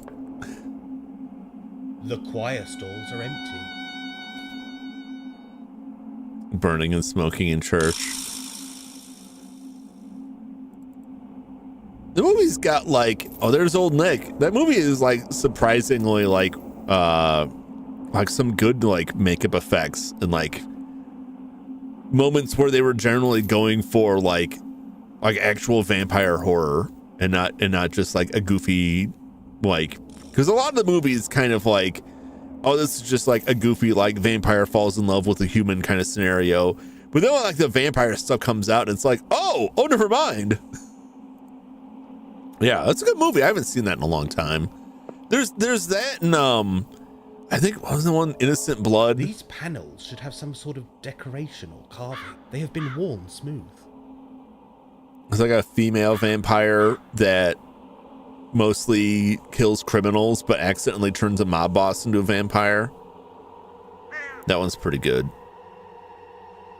These panels should have some sort of decoration or carving. They have been worn smooth. Okay. These panels Okay. should have some sort of I don't know why I thought it'd be decoration or something carving. different. They have been Because I worn clicked on a smooth. different area. So there should be some decoration there.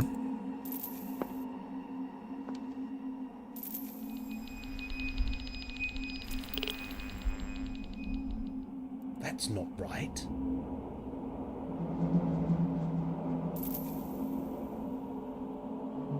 I definitely heard there's some ghost business around here somewhere.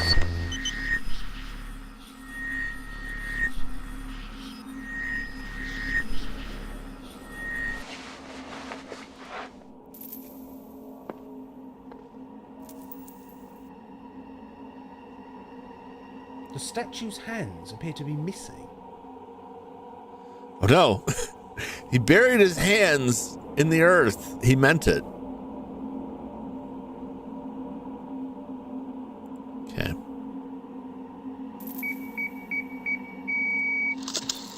Oh, someone walked into my camera trap. Notice comedy overtakes the horror and dark humor. I think there's too much to rely on. Like everything's got to be funny. Oh, we got orbs. We got orbs. What on earth is that? It's ghost orbs. This could be orb activity. Sure could. Sure could.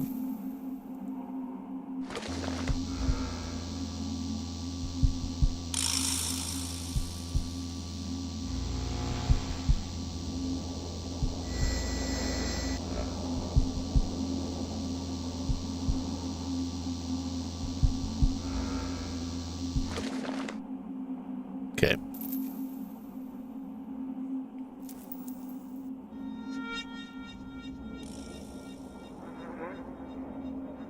The shelf is peppered with dead flies. Some still twitch with the last remnants of life. So all these flies here, it's like the Amityville horror. The other church is a mystery to me. Perhaps I should keep that in mind.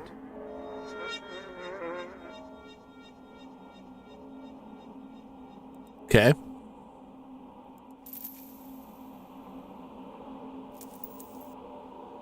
The carving features two medieval ladies and a coat of arms carved into slate.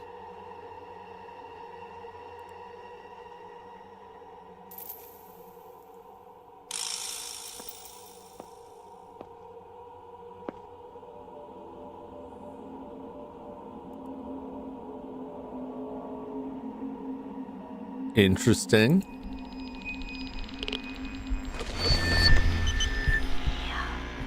What is that?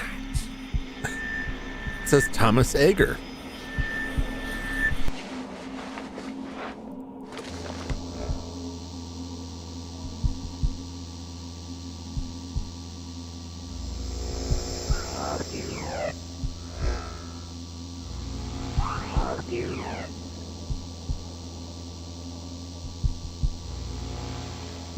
There's definitely something. I should listen to the recording. Okay. Let's do that. Let's listen to the recording. From the church sanctuary.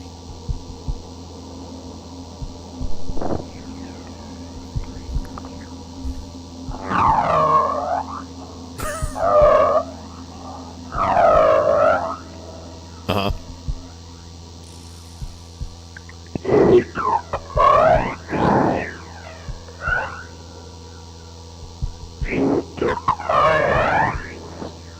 Secret passage hands. There you go. There you go. There you go. There you go.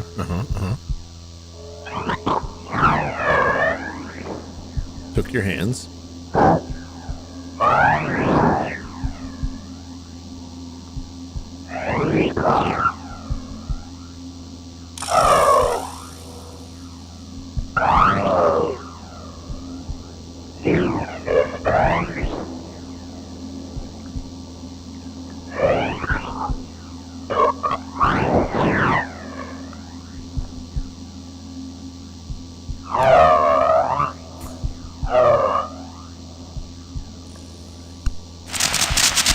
Cool.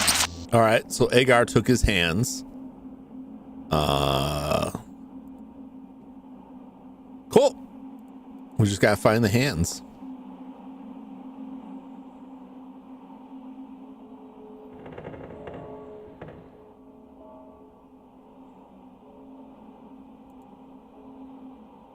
Oh, there I am. It's like, where the hell am I? How do I get out of here? There we go. Let's see what we got here. The camera has captured something. What do you got? Whoa! That's that's something. All right. Well,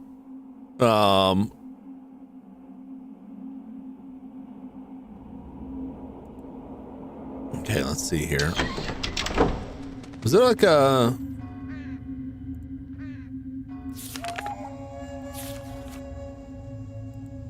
Thursday. The vicar lost Thursday. Memorial service for Evelyn Ackland? Okay.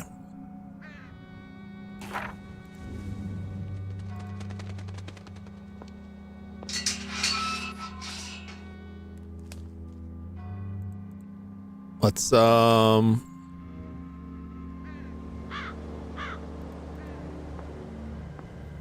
increasing the scares compared to the last two games. Yeah, there's well, the fact that like we actually have like the ghost equipment. It's like the most ghost equipment we've had, because before you'd have like the glasses maybe, or like a phone would ring, but like we actually have like the ghost camera and stuff now, so there's more to be seen.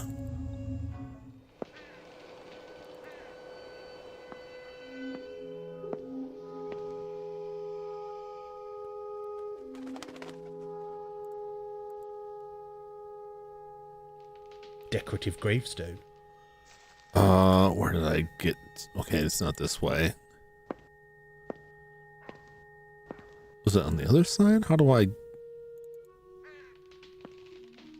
There we go.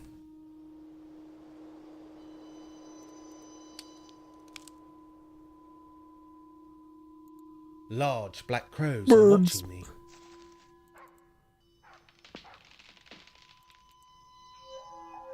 Talk to this guy. Maybe? Excuse me, May I disturb you? Disturb him. No worries, lad. You don't disturb me. What are you I've buying? got more time for your questions. What are you If you selling? have something to ask. I'll buy that for a high price. Dun dun dun. I'll Okay, get never on mind. with my visit. Be seeing you, laddie. Be seeing you. Do we go back and talk to the preacher about it? A hedge sparrow. Quite tame. Okay. Down and down and down we go.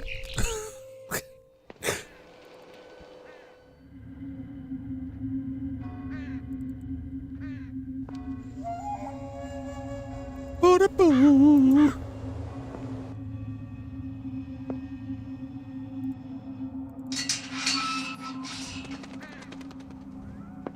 I don't know how to get to that person's grave exactly. Maybe we don't. Maybe I just go find this guy and tell him, is this what it is? Good afternoon, Vicar. May I speak with you? Got a lot of good things Oh, on very sale, well. stranger. You must. For time and tide wait for no man. I found this on the notice board. That It Mega appears to be a 64 service video where he's just walking for up to next random people on the Thursday. street dressed like that Oh, guy. dear me. What are you Yes, buying? I lost Thursday. I'm always losing Thursday. Bless you, young man. My week is complete. Oh goodness, I'm late delivering Thursday to the flower arrangers. The WI women create the most lovely arrangements. A true symphony of petal, bud, and leaf. Take Thursday and give it to Nanny Noah. She'll know what to do. Yes, I'm sure I can do that. Okay. I'm planning to return to Saxton once my business here is finished. Business? Oh, how very odd. What business?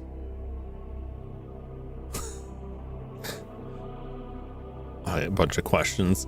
Is it Mega 64? Yeah, I believe it. I believe it was. How many times have those guys like had to deal with the cops while filming that stuff?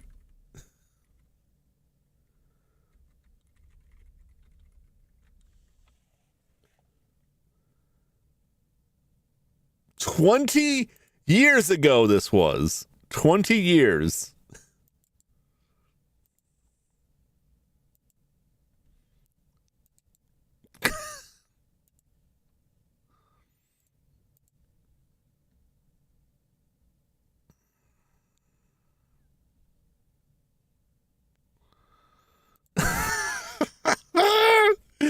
Oh. God, 20 years. That's not that surprising. It's not like I thought that was just yesterday, but jeez.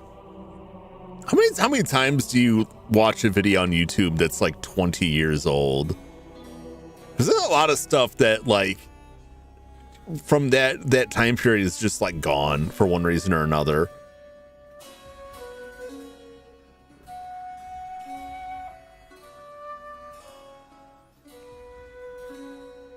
Does the name Ager mean anything to you? Let's get some Ager information. Ager, Yes, that name does ring a bell. Let me see. Bye, strong connections. Don't be offended, but is the church haunted? I Does believe Satan the live in your Agers church? Lived nearby. It's a very old name in these parts, so I wouldn't doubt it. There's a William Ager buried in the churchyard, along with his ancestors. Did the Agers have strong connections with Northville Church? Oh, good heavens, yes. Thomas Ager, who died in 1799, was a rector of this very church. I must say that I am thrilled to find our history so interesting. Why did the music get so intense? Thomas Ager was a vicar? No, dear boy. He was a rector. There's a difference. I don't know what that is. Did he worship here? At the church? Oh, yes. He was a most devout servant. Uh-huh. His name is listed on the rood screen by the chancel. You'll find it if you look. Those are some words. There's some words there. What happened to Thomas Ager? It's interesting that you should ask, as there's a whiff of mystery surrounding his later years. He came into a large sum of money, most of which he ploughed straight back into the church. When money is given to such a worthwhile cause, people tend to accept, no questions asked. Did Thomas Ager have a large family? The Agers were a very large family in Thomas's time. Slowly the family number decreased and finally vanished some years ago. William was the last poor wretched soul. He drove himself to an early grave, you know. He was in a terrible state. The family line was drawing to a close, and he feared there would be nobody to carry the family name. I always sensed that he carried with him a terrible burden, a secret of some description. Perhaps it was a family secret, passed down from one generation to the next. Could be. I dare say old Thomas Ager would have shared the burden in his time. But that is all in the past, and we must always look to the future. Oh, it's whirling towards the future. Can I ask some other questions? Well, Dashi gameplays 14 years ago. Yeah, I've seen some like older videos then, but when I think about like older videos, the stuff that I think about like predates YouTube, back when like people just had the video, like videos were much smaller, much lower quality, and people just put them on like their own pages somewhere, or they were like pre-YouTube like video sharing sites, such as they were. A lot of stuff in real player format or QuickTime, which was always a pain. Daily Motion. I still see stuff on Daily Motion. Wait, I think it's Daily Motion, unless it's just a similar enough name, and I just haven't noticed. Like the G.I. Joe, the Fensler films, G.I. Joe PSAs, that predates YouTube. And I think I showed you guys that like Star Wars versus Godzilla, that predates YouTube.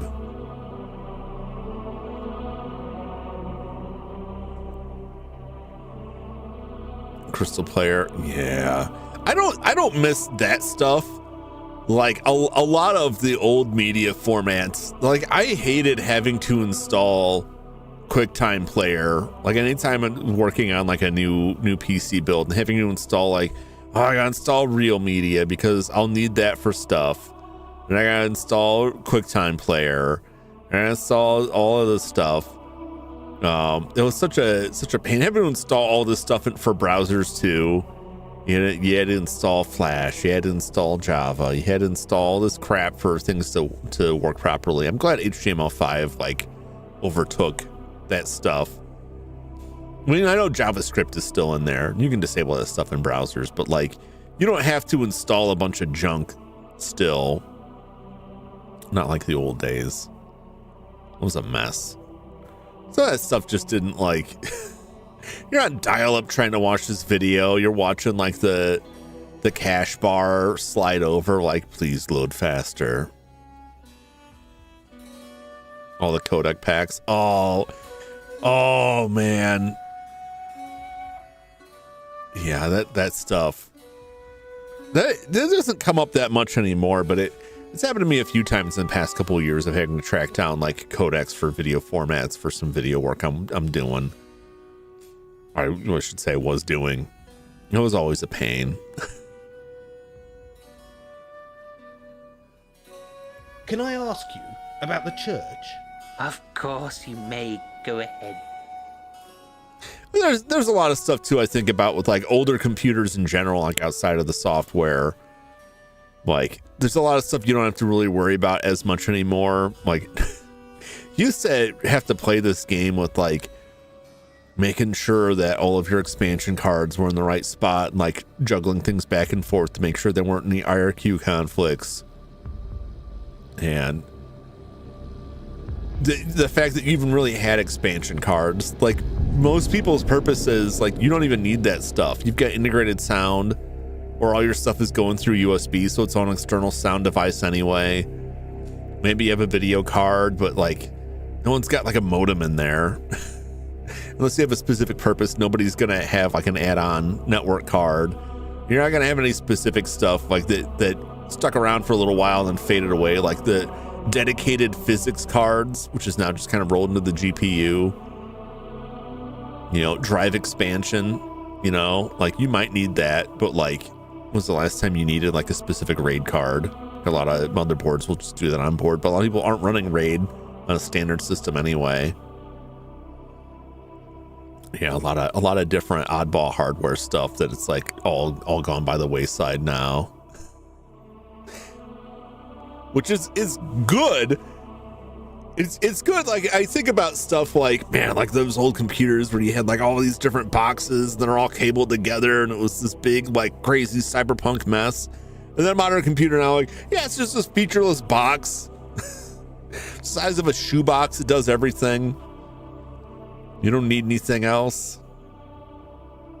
I like that movies like in that movie where they it's kind of like tongue in cheek, but it was pretty good. It was a pretty entertaining movie where astronauts find out that Nazis have been living on the moon since World War II.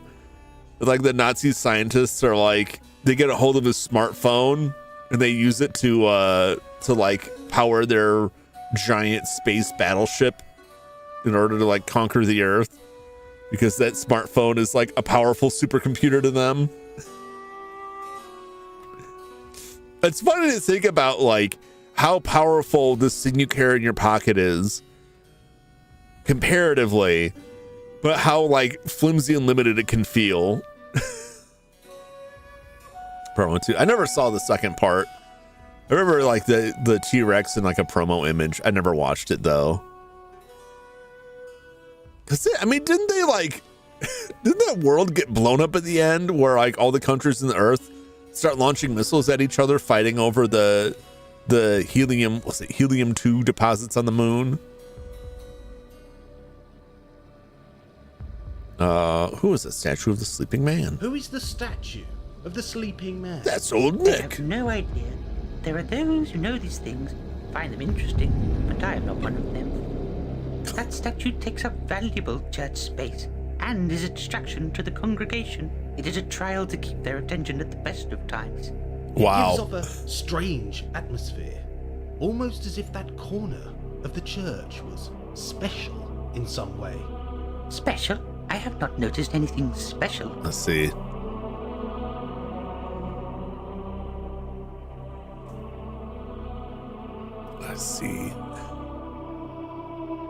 The VTuber I watched disappeared, returned. Oh, nice. How did that happen recently? It wasn't that they had returned. Well, they did, but I haven't really been able to watch them that much. But they stopped streaming, and we're kind of like wishy-washy. Like, this is basically the graduation, but I might be back.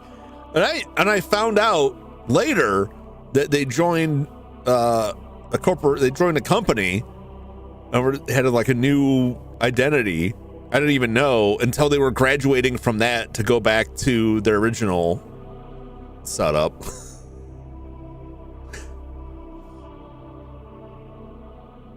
But and it's like, yeah, that's I do know that. I know who you're talking about, Flash. This was a different VTuber. Similar kind of story, but yeah, I know who you're talking about. But yeah, it's funny when that happens. There's like, I remember there was a lot of that when like HoloLive like English first came out, and like people were like tracked down pretty quickly, like the previous life, the PL in some circles for everyone on there. And pretty much any one of them you can try and look up like who they were before they joined HoloLive English. And I had no familiarity with any of them. But then seeing like later generations, like, oh, I know that voice.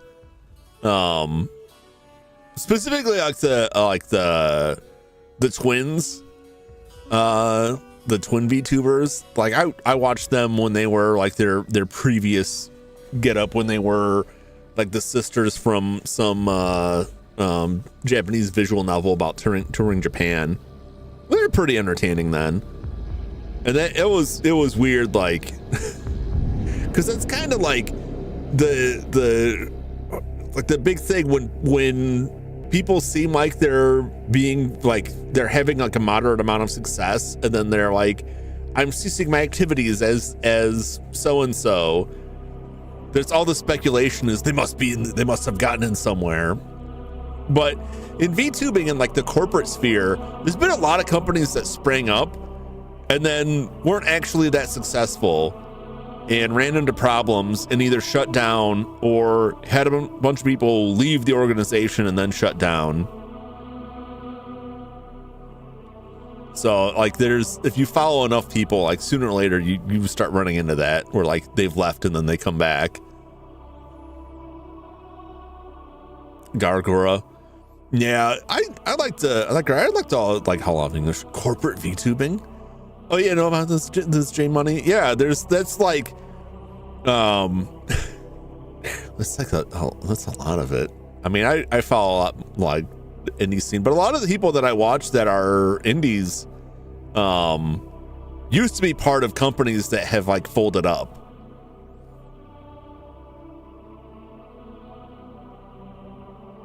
But like there's HoloLive, there's Niji Sanji, God, there's a lot of them now that like I can't keep track because some of them have folded up, some of them folded into each other. There was Idol Corp, and I think they're part of Brave Group now, like associated with an agency.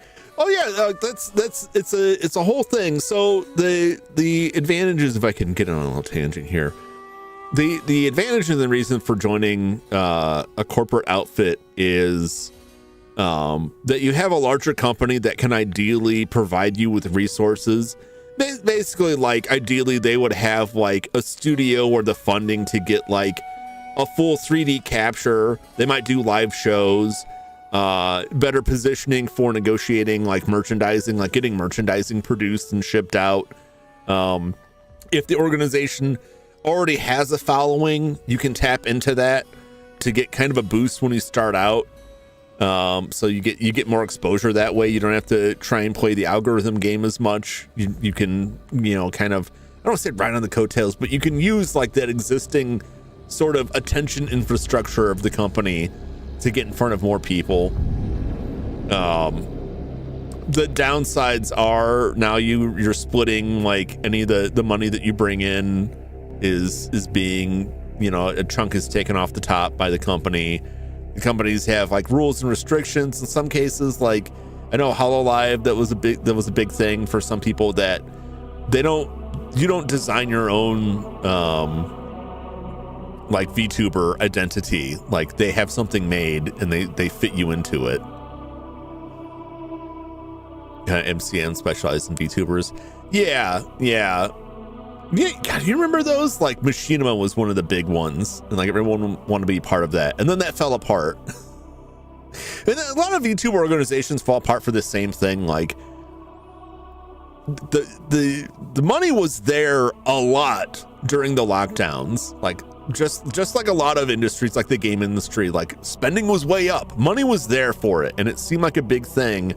But so much of it was because of the lockdown. And once people were able to go out again, like the numbers came down from there. But you get like a lot of people like with the super chats and memberships and things like that, merchandise sales.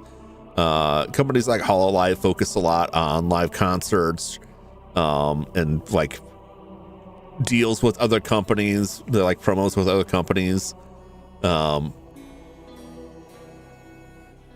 Opera GX browser VTuber. Yep. Crunchyroll had a VTuber. There's what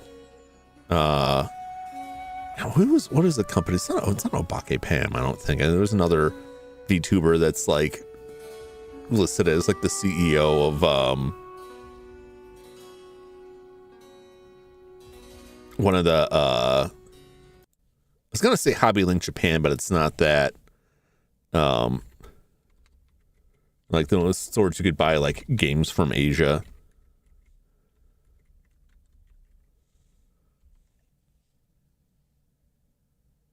Oh no, that is Obake Pam, the official mascot, self-proclaimed CEO of Play Asia.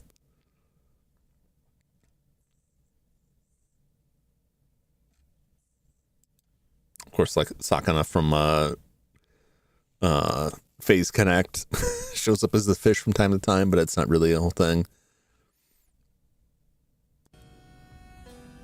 Play Asia, yeah, that Play Asia was what I was thinking of. Yeah. But there's a lot of them.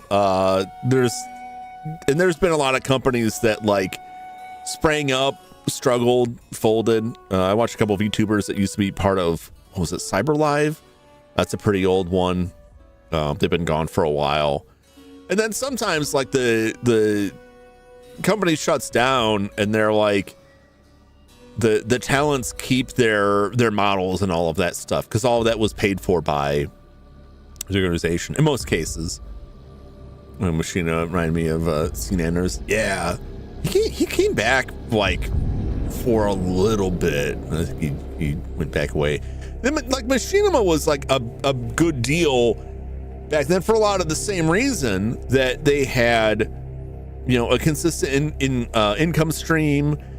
You were part of this organization, so it made it easier to get your stuff in front of human beings, in front of eyes, which is what you need to get like the ad revenue, because this is before like a lot of the monetization options that exist today.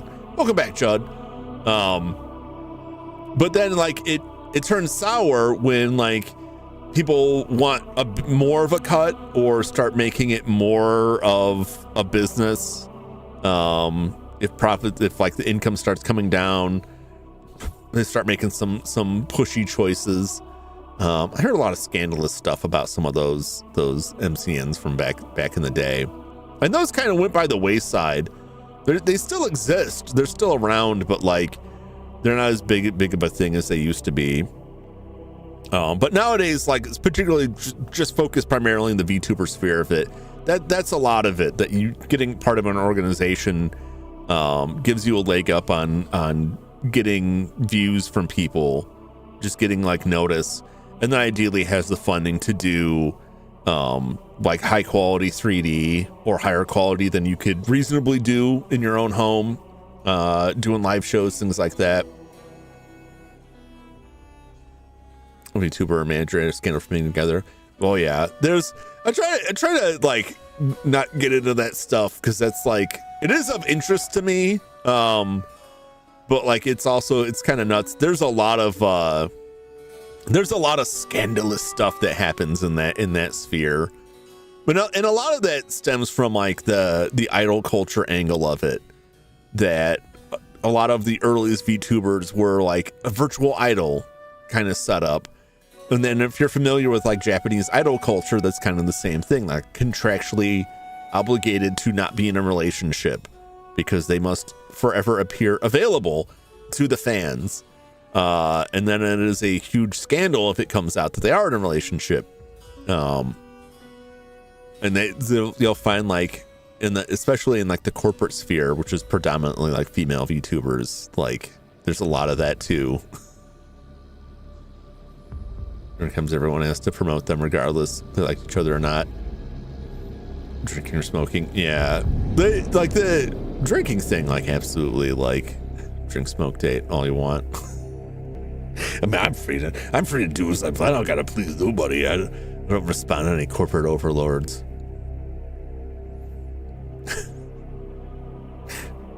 I don't do any of those things.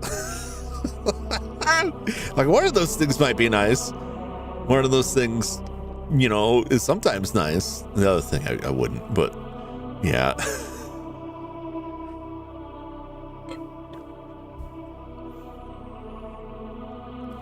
Yeah, I mean I have drunk. I'm not like a teetotaler, but I had some health issues that kind of scared me off of it for a while, and I just like, I'm probably fine. I'm not like forbidden to drink alcohol, but it was stressful enough that I'm like, you know, I'm just not gonna push it.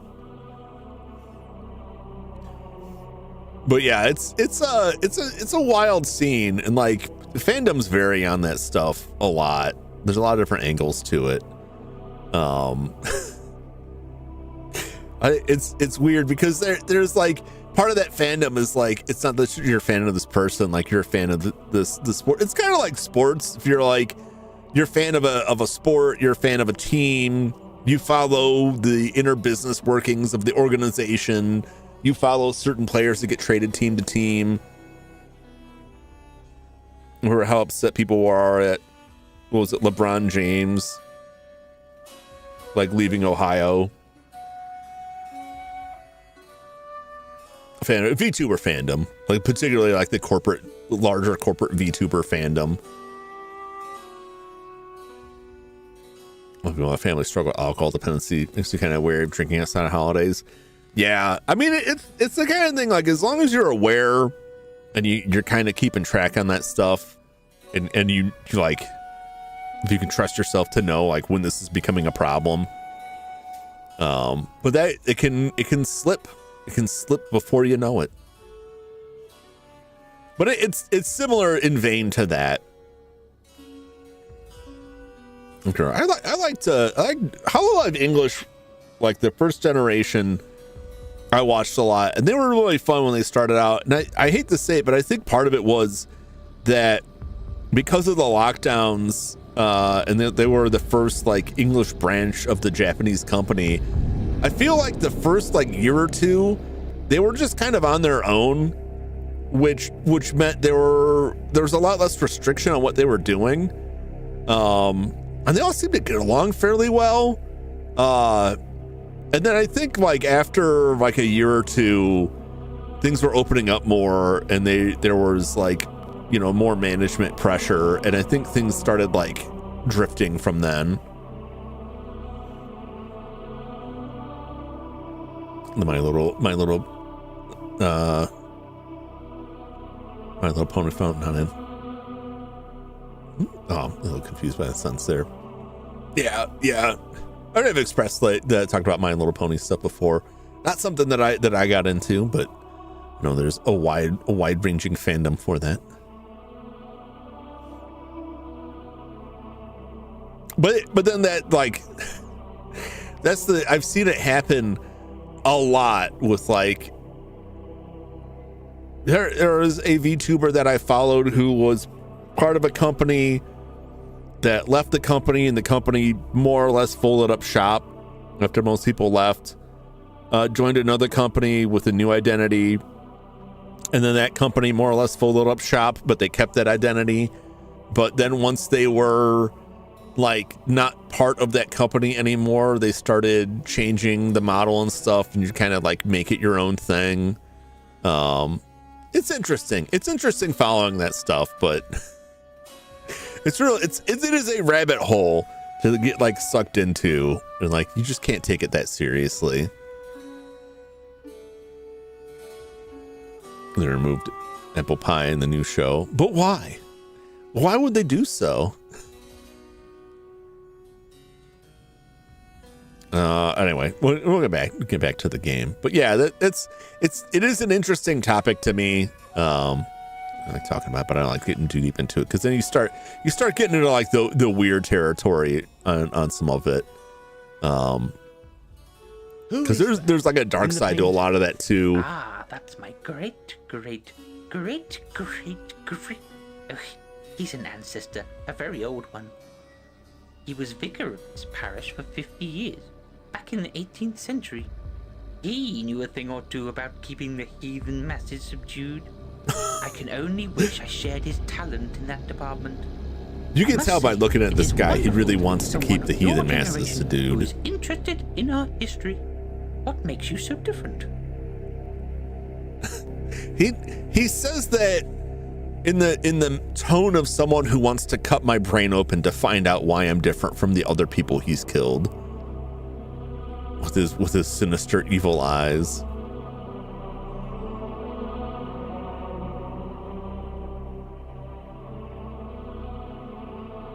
It comes naturally. I've always been interested in history. Motivation is always a good thing, no matter what the cause. The Let's devil measure makes bumps work inside your for skull. hands, you know. He wants to turn my skull into his communion cup.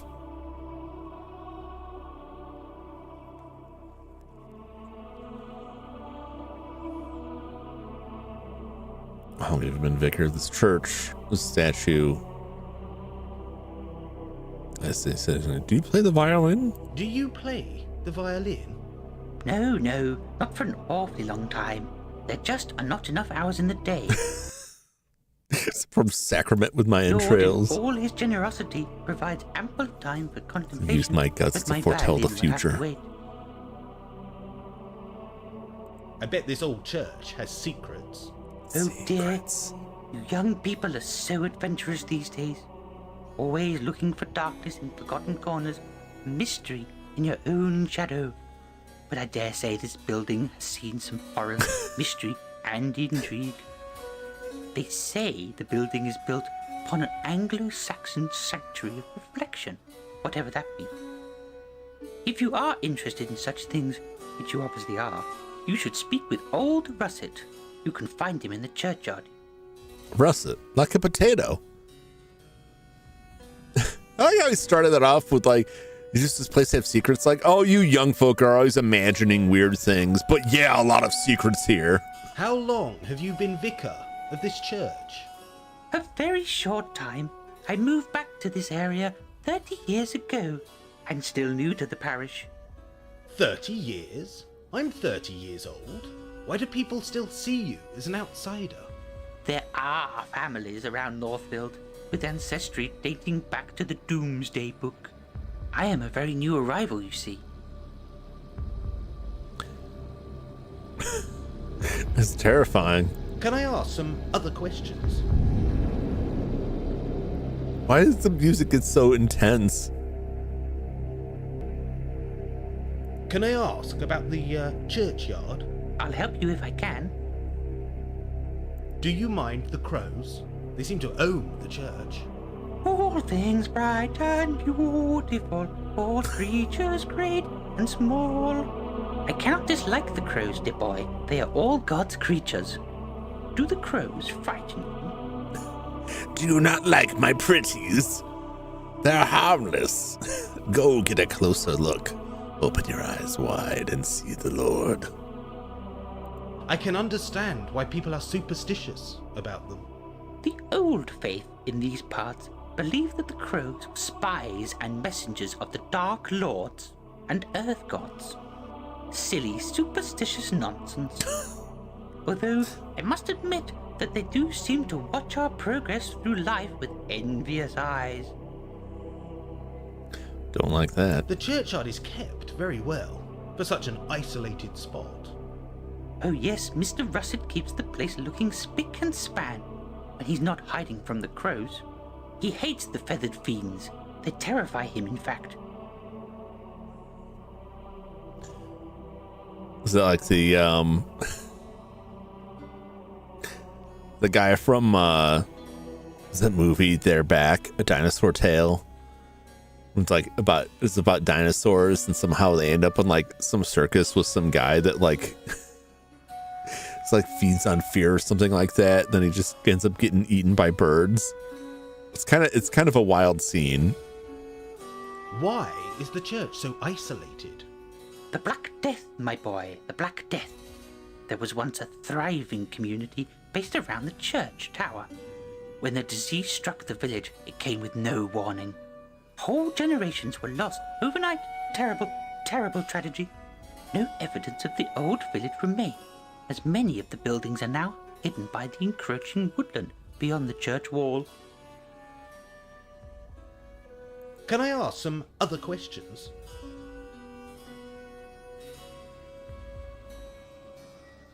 So it's weird. One religion calls another religion magical nonsense. What's the same about them? Yep. Yeah. But I mean, that's the nature of that stuff. No, they were primitive and didn't understand. They had it wrong. But my special book, we figured it out.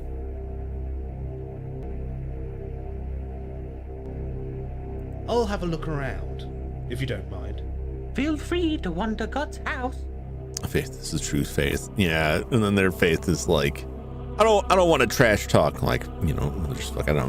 Religious folk. I don't have an issue of people. I'm not gonna say keep it to themselves, but as long as they're not like, pushing that their way in life on other people, that's when things get to be a big deal for me. But when you have like I'll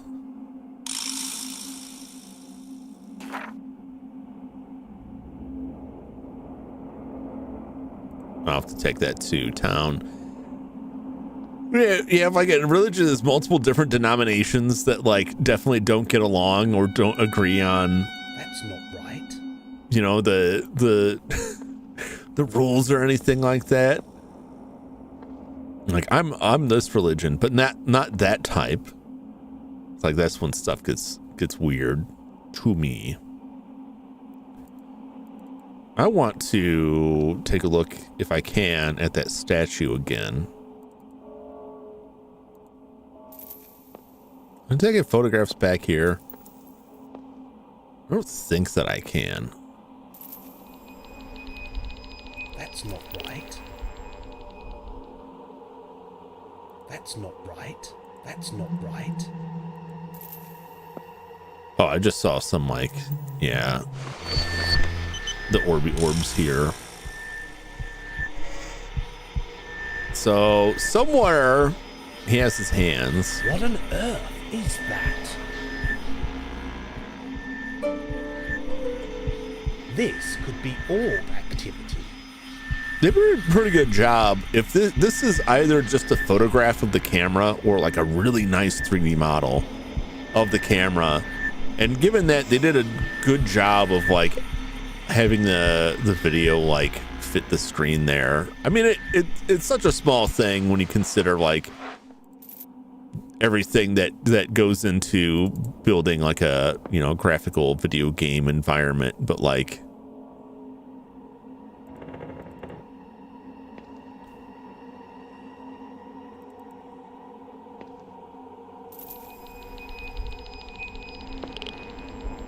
knowing that like it's a relatively small team, like I thought that was pretty good.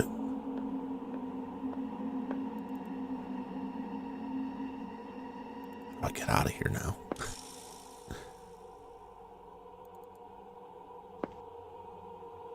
Dang it.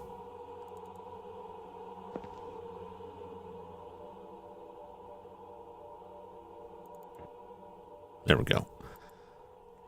Getting lost in there. All right. I think I've collected enough information from here. Yep. Time to return to town. I agree. Oh, I had kind of hoped that it was just going to be like, poof, you're in town. You know what I'm saying?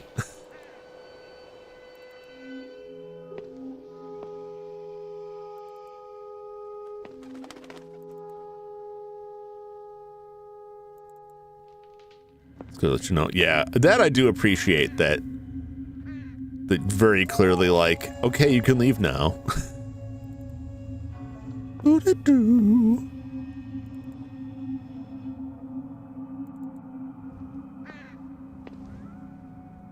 There's this thing here which I don't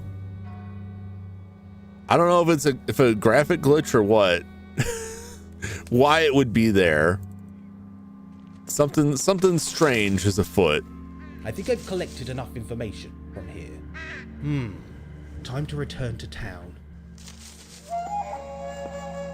Maybe now he'll just fast walk out. No. Or yes? No, I guess we're just gonna have to watch. I'm not in control right now. Gotta go backwards land or forwards land. We'll never know. Because once you've crossed over to the mirror land, you're reversed too. So like everything will look and sound normal to you. Because you're in the mirror world. You do not remain unchanged. It's only if you were watching it from the other side of the aisle that you would know something's amiss. Day 2, research is the key. My visit to Northfield Church answered many questions, but posed many more. There's a link between the Agar family and the crown. What were they hiding? The crown? What was their secret? The crown? The museum is bound to provide some clues. It's time for some research, then pop in for tea at Nanny Noah's. It's turning into quite an afternoon. Discover the identity of those who may haunt Saxton and beyond. That's and beyond. I mean, that's a lot of identities, honestly. Mirror worlds are disturbing. They can be fine. You just, as long as you know, are lined up with the mirror world, it can be great. Who was Thomas Hager referring to in his journal? Did he harm him in some way? I want to say he was probably referring to old Nick, because he talked about taking his hands. He talked about taking his eyes, but he talked about burying his hands. To me, means that the hands of the statue are the key, or part of the key, because they also had the weird sides that are worn smooth and lack decoration. But I think that's part of the key. If we find the hands returned with the statue, may open a secret passage. That's my thinking right now. So we have to find where the hands are buried and dig them up. And that probably means digging up bodies. Learn more about Northfield, the Haggers, and the old families. Who's depicted as a statue in Northfield Church? Nick, old Nick, the guy told us. Who owned Harbor Cottage before the Mankles? Why would they haunt the place? But we already kind of know who was Spivvy the Smugglers to haunt the Saxon Caverns and why. Man, it was for tea. It's weird that I guess we'll look in the library for more information, but like we've got information on that, except not the why would they haunt the place, that we don't know.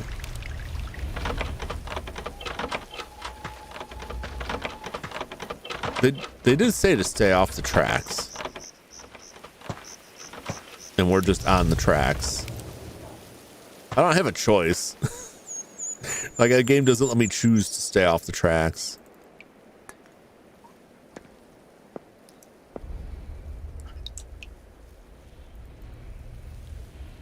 Doo-doo-doo.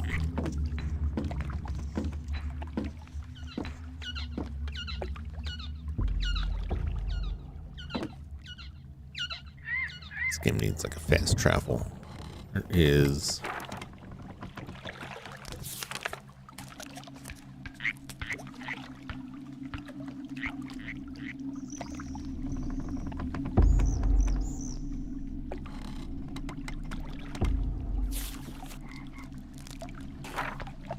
Do-do-do.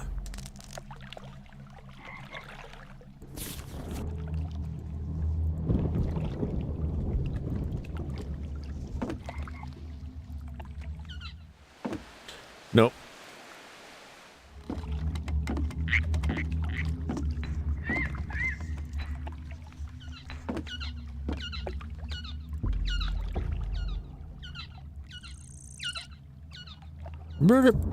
Bird. Oh, such a long walk here. Into the cave I go. Fast travel. Yeah, so I was kind of hoping, like, they didn't say anything and it hasn't worked before, but maybe I'll look at the map and it will be like, why don't you just tell me where do you want to go?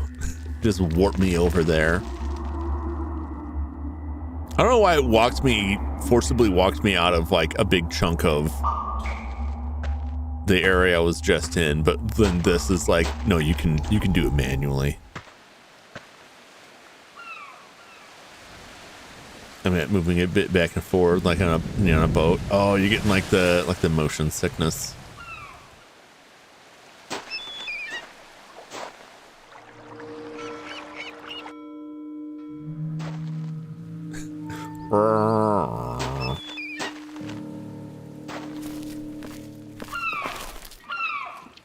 More birds. Always the birds.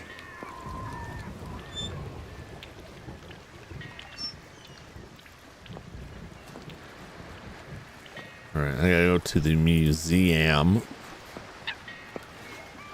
Let's see here.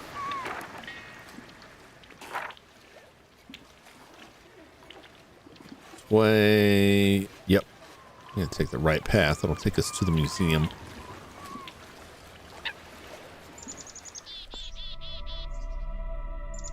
And then this way to the museum. But first, let's get some food. See if I can stack more food in my inventory here.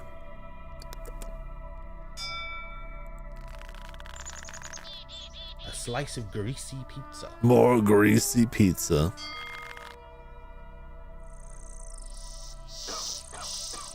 Uh-oh, she's gone. Now, where will I find her? Nay, no, I've come to bargain. Oh, at last we can get into the museum. No cameras. Man. Like, that's just a suggestion, man. Sexton Museum. I'm done looking at that.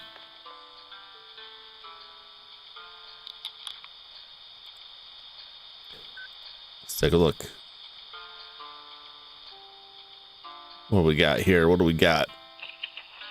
Local oddities, Saxton skeleton. Mysteries library. Saxon longship. I thought that for a second I thought that said spaceship. My brain auto filled it to auto completed to be spaceship. It's like, oh, Spivvy's scope.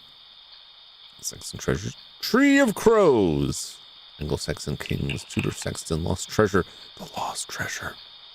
The warrior's helm. Butterflies. The sax. The sax just sounds like a hot young person's term for Saxton. I'm heading over to the sax.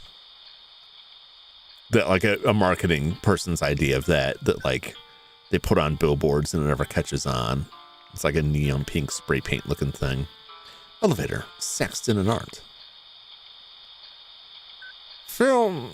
An info panel in search of Anglia, Saxton town through the seasons. The occult and esoterica in Saxton. That's what I'm interested in. Good afternoon. May I explore the museum? Of course. That's why it's here. Thanks. I'm Nigel, by the way. Nigel Danvers. How interesting.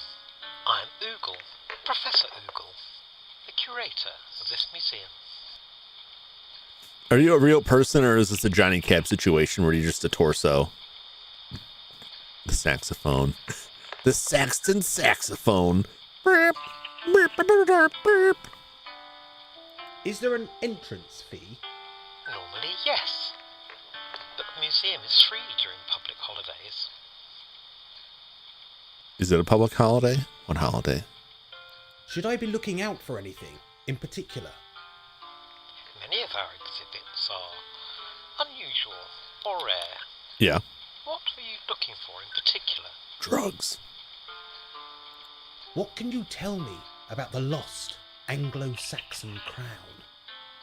Is it lost? Something that has yet to be found is not necessarily lost. I'm not sure I understand.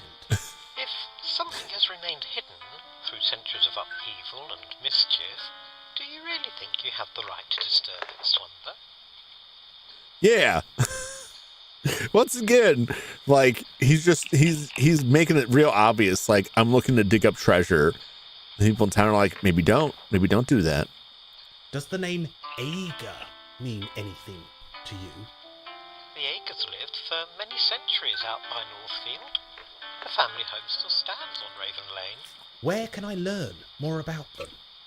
Here, of course. There are some exhibits with Ager connections. Delightful. The murder and the mystery man may well be of interest.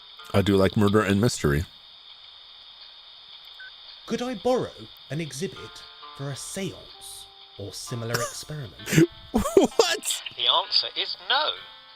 Be warned, our security cameras are everywhere. Why would you ask that? All. You don't ask if you can borrow that. You just steal it.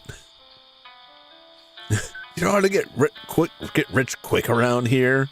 You know any rubes around here that would fall for my real estate scam? May I ask you about something else? Can I Yes. borrow But $5? do make your mind up. Would it be possible to return here tonight to ghost hunt? Certainly not. Some of our exhibits are priceless. We can't have students running around looking for ghouls and goblins. I'm not looking for ghouls or goblins. I'm looking for ghosts. And maybe goblins, but not ghouls. And that's exactly like, because they're so precious, it's why you should let me ghost hunt. Do you want ghosts to ruin your exhibit? Because ghosts are known to break stuff. And if you let me hunt them out of here, then that's how it works. What's up, Skyo? Welcome in. Saxon has many old buildings, young man, which have played host to many characters. I believe some may be reluctant to leave the homes they once knew. Everyone here is very casual about acknowledging ghosts everywhere. They probably are ghosts. There's a Lost Crown. It's pretty good so far. Like, a lot of creepy weirdos and crazy people. And Nigel Danvers is just like a doofus blundering through it all.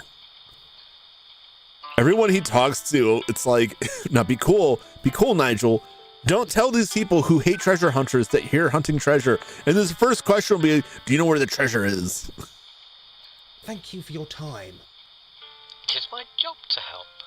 Information is free, but feel free to donate to our fund. No, I don't think I will. I think I will be. Look, it's haunted. Why is it spinning on its own? It must be ghosts.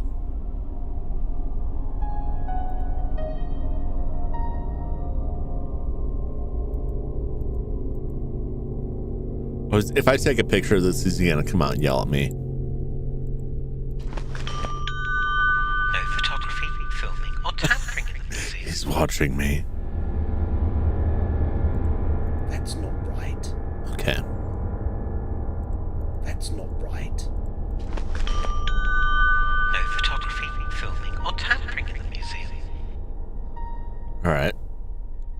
What if I put this A delicious small iced cake. this iced tea cake That's not on their right. crown? Okay. Don't tell me what's right, not right, Mr. Krabs. Just gotta hold on to that money. The Three Kings of Saxton. History tells us that 3 Anglo-Saxon men ruled the area we know now as Saxton from the 5th century. They were Aldwulf and his 2 sons, Ganwulf and Pendraid. Aldwulf made the briny seaside his kingdom, while Pendraid, based in the Oldcombe. Little is known about Ganwulf, although his kingdom is believed to be located in the farmlands north of Saxton, now simply known as Northfield. Arriving in wooden boats after the departure of the Romans, these men were highly skilled in craft, land management, and animal husbandry. The existing tribes of Anglia required strong, knowledgeable, and supportive rulers, so the established way of the Northeast Europeans proved invaluable. Centuries after his death, the Anglo-Saxon Chronicle remembers Aldwulf as a mannered and intelligent man whose sons carried on his good work for many decades. Their influence and way of life still echoes throughout the modern Anglia and beyond. Okay. Again, like, why is music? We're just in a museum and the music is like, you're about to get stabbed. Yep, stuff. I mean, look at this fish here. Look at this fish. This fish is amazing. Many archaeologists believe there is treasure hidden out there in the fens. Yeah? Tell me more. Some interesting facts about Saxton Museum. The museum was converted in the 1950s to the feast of displays and exhibits you see today. Don't miss the Saxton Monster, a magnificent fossil discovered along the Saxton coastline. Learn about the Anglo-Saxon kings who ruled this area over 1,000 years ago. Indulge your passion for our local flora and fauna by visiting Saxton Museum's library. New Haddon Industries have donated several interactive touchscreen panels. Feel free to learn more about the town by poking and prodding these new additions. Don't forget, Saxton Museum is free during public holidays. A small charge is made at other times. Please visit the official website for further details and exciting news regarding future exhibitions. Learning can be fun. SaxtonMuseum.co.uk. I bet that site still exists.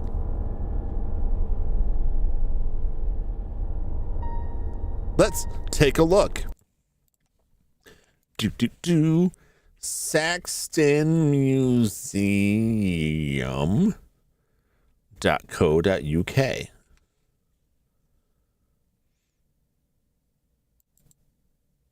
Just like the webpage in the last game, it seems broken. However,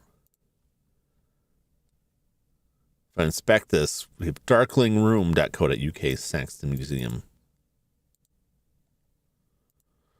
We will go to there, and it exists. So if you just go to that address, you won't get a redirect, which may just be a browser thing, but it does exist at darklingroom.co.uk, Saxton Museum. We have a museum website. Or the notices.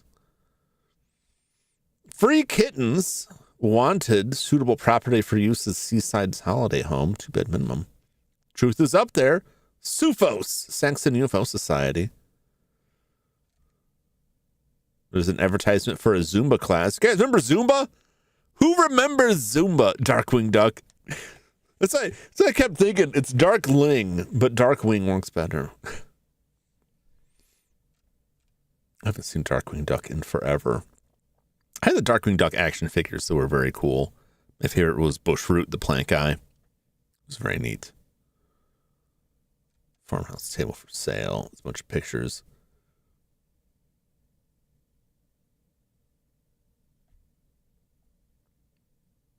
There's a picture of sushi for the vtuberEN. It doesn't strike me as the kind of place that sells sushi. You'll be able to stop playing this ghost game. You dare to camp out. That's very funny. It's an interesting site. DuckTales. All those cartoons are great. DuckTales, Tailspin, Darkwing Duck, Chip and Dale Rescue Rangers.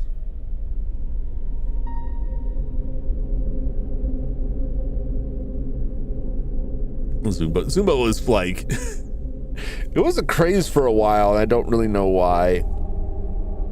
It's like a workout routine.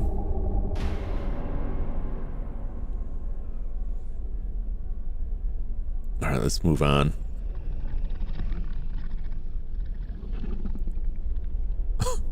What? What? The museum is based in Saxton's Old Town Hall, built around 1890. Okay.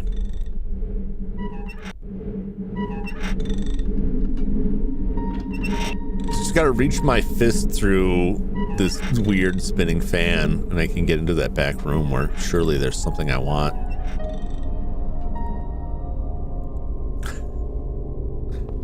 The Gargoyles. Gargoyles was very cool. I didn't watch all of Gargoyles, and every once in a while I go check up on, like, whatever happened with that show? And I see some of the later season stuff, and it's like, where the hell did they go with this? Shit gets crazy. Be sure to check the upper gallery. Jazzercise, Soul Cycle. I never heard of Soul Cycle. I know Jazzercise. The Gummy Bears. I like Gummy Bears a lot. Years ago when Dungeons and Dragons was still on 3.5, I found a supplement online. Someone was like, yeah, somebody made this really detailed Gummy Bears source book for Dungeons and Dragons 3.5, the D20. And I was like, oh, that sounds interesting. I like Gummy Bears. It was hosted on a furry website. And I was like, oh, I see why they like Gummy Bears so much, because it's the furries. I got it. The production value on this free PDF Gummy Bears source book was mind-blowing. They had artwork in it. Like, they had artwork made for this book. They had detailed rules for the gummy berry juice, detailed information on the setting of gummy bears.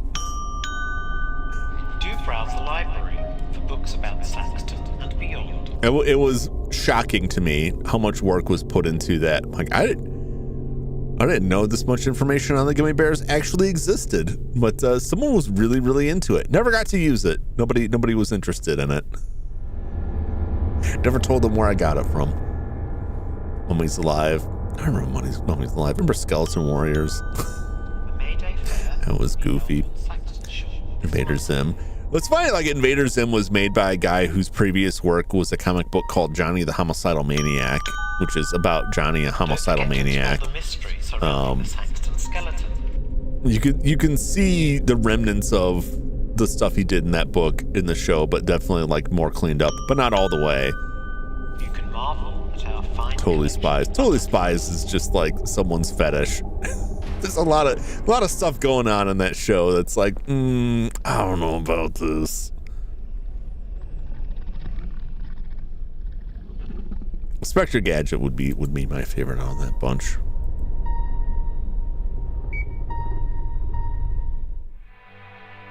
The pictures are coming alive.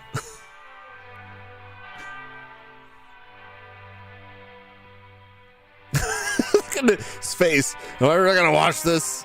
Are you for real? What is this crap?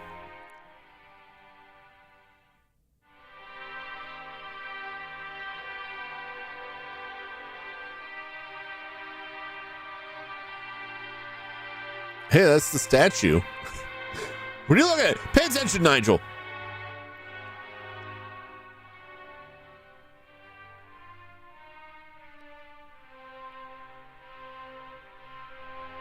Does this statue like really exist somewhere?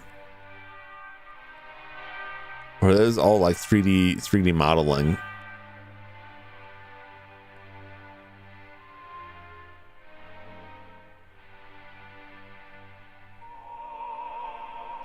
I know some of this, like a lot of this is like real places that it's based on, but like this looks like they just took a camera out there. If this is just like, 3D render, no, it's definitely live footage because that's a real actual human being.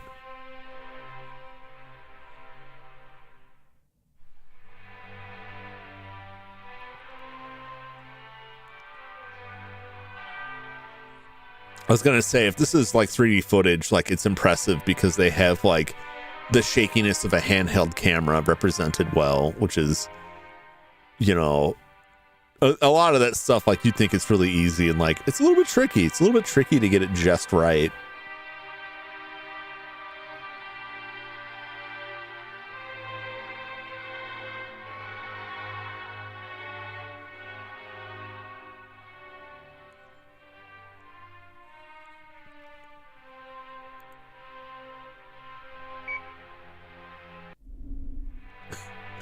No, I think I'm good. Like, that's neat, but I don't think that's necessary for this.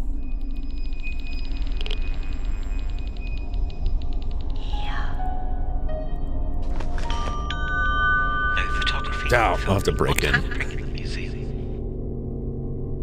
Ironically, a slight shake in video is rather annoying to do.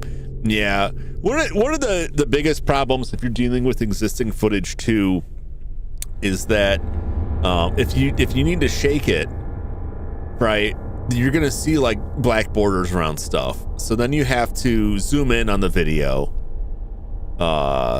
to account for that, like how many pixels you're gonna be moving up or down. You have to have that many pixels that exist outside the frame to pull that off. And then that could make a noticeable, like that can become noticeable because now you're enlarging the image, which is going to become slightly degraded because of that. Or you start with much higher footage, and that's if you don't like have a frame that you're doing that consistently to everything, which is how you would do like sometimes on film work, but on digital video, like how many those people frame that stuff up and then they use the whole frame. So yeah, it's fiddly to get that to look proper. Screen size reminds me of Ralph's TV and Ed, Edd n Eddy. It's very tiny. It's technology from the old country. A lot of games don't do that, the shake either. No, that's what I was saying. Like it's hard to pull that off. It's hard to fake that. There's always like some tell for it.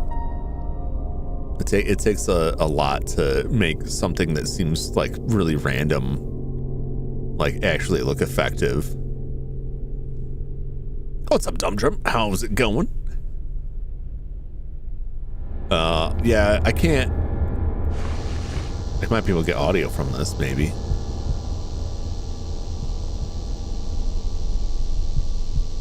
I couldn't use the film camera. Could I use...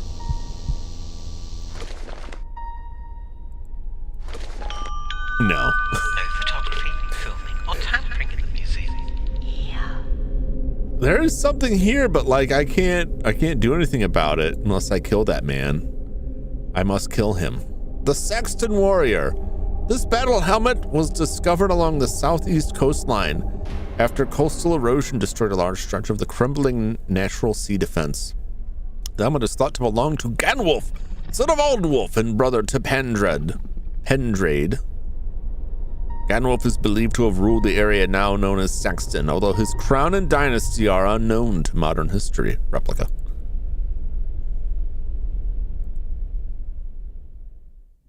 Kids Next Door had wild lore.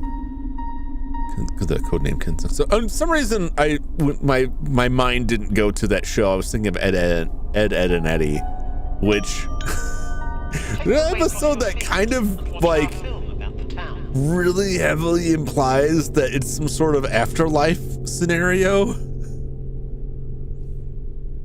Scope 1892. Walter Spivey, famed sea captain, found himself lost in a thick North Sea fog and heading for the rocks near the Motello Tower.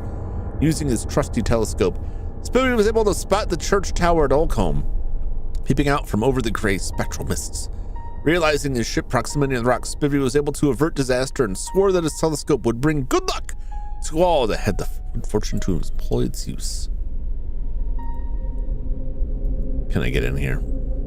It's probably going to say it's locked.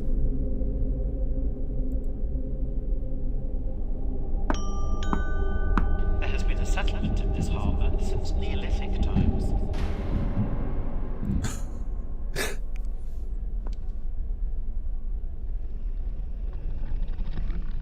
Because this sort of made me think of kill death ratio. It's pretty true there.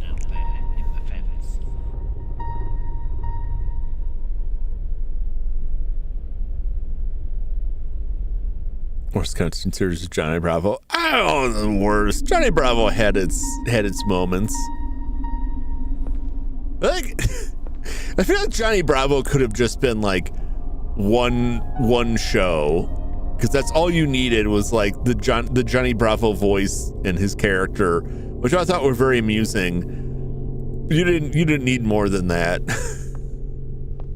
So I guess maybe that does make it the worst. I think the worst would be one that deserves nothing. The museum is based in Saxon's old town hall, built around 1890. This guy's announcement system is very irritating. Haunting eyes. They follow you around. Creepy. Be sure to check the upper gallery to view some of our artistic masterpieces. Well, let's look at some books. Olden Families of Anglia. I was reading that so fanciful. Familia. 3rd edition. With 12 ink illustrations. The Russets.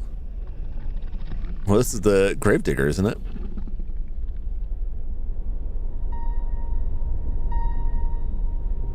Use this definition of russet.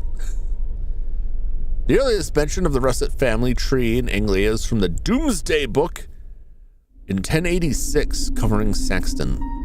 The entry states that the Russets owned and farmed the land between Carrion Wood and Saxton. The land was mostly silt under the Middle Ages, when much of the land was drained of the Fenland water and made suitable for the growing of crops, and much later the planting of orchards, for which the family would become famous. Hill House at Olcombe became the family home after construction was completed in 1547. Now stands the original site of the Russet home, of which no record survives. Many believe the crypt at Olcombe Church joined the original house by a series of passageways and tunnels. Local legend tells of smuggling and piracy along that stretch of the coast, but nothing has been confirmed. It is known, however, that many members of the family died during both the Black Plague and the Great Plague, the Black Death and the Great Plague. In later years, the Russet family spread beyond the borders of Anglia, some immigrating to the shores of Canada, Australia, and America. Few family members remain in the country, although a small group are thought to live and work around the lost medieval village at Northfield. Oh my God. These guys they all have the evil eye, man. Joey's on board last night, joining me after you saw you in there. It was fun. I started up, but I'm like, I haven't played this in a long time. I'm trying to remember like what's good and what's useful. And also I didn't know where anyone was. And I was laughing because man, there's a map in the game with like street names and stuff on it. And I was on the VC and Zane and Droppy were there. I'm like, hey, where is everybody? I'm like, oh, we're on the highway. And I'm like, well, how do I get to the highway? They're like, I don't know, where are you? I'm like, you just like give me a direction on the map. What? And then it was the same, like, where's everybody else? Like, well, they're on the north side. It's like, is there like a street name or something? Like, I'm just heading north and getting mobbed by zombies here. I couldn't remember what was useful to grab, so I got overloaded like immediately. And I'm just like, I don't want to drop any of this stuff because it could be valuable. So I'll just keep going. I was like out of breath the whole time. Eventually Varden hopped back in and found me, and it was like, here, I'll lead you where it is. And he started running away. I'm like, Varden, no, come back. I can't run. That was the first time playing. This menu was rough. Yeah, there's a lot to manage there, and it's tricky to like navigate everything. I eventually did find the main base. That was before I signed off. We did pass your dead body. I have a dead body out there somewhere too. I some both sound animation shooting red and blue lasers, both of them. That's excessive.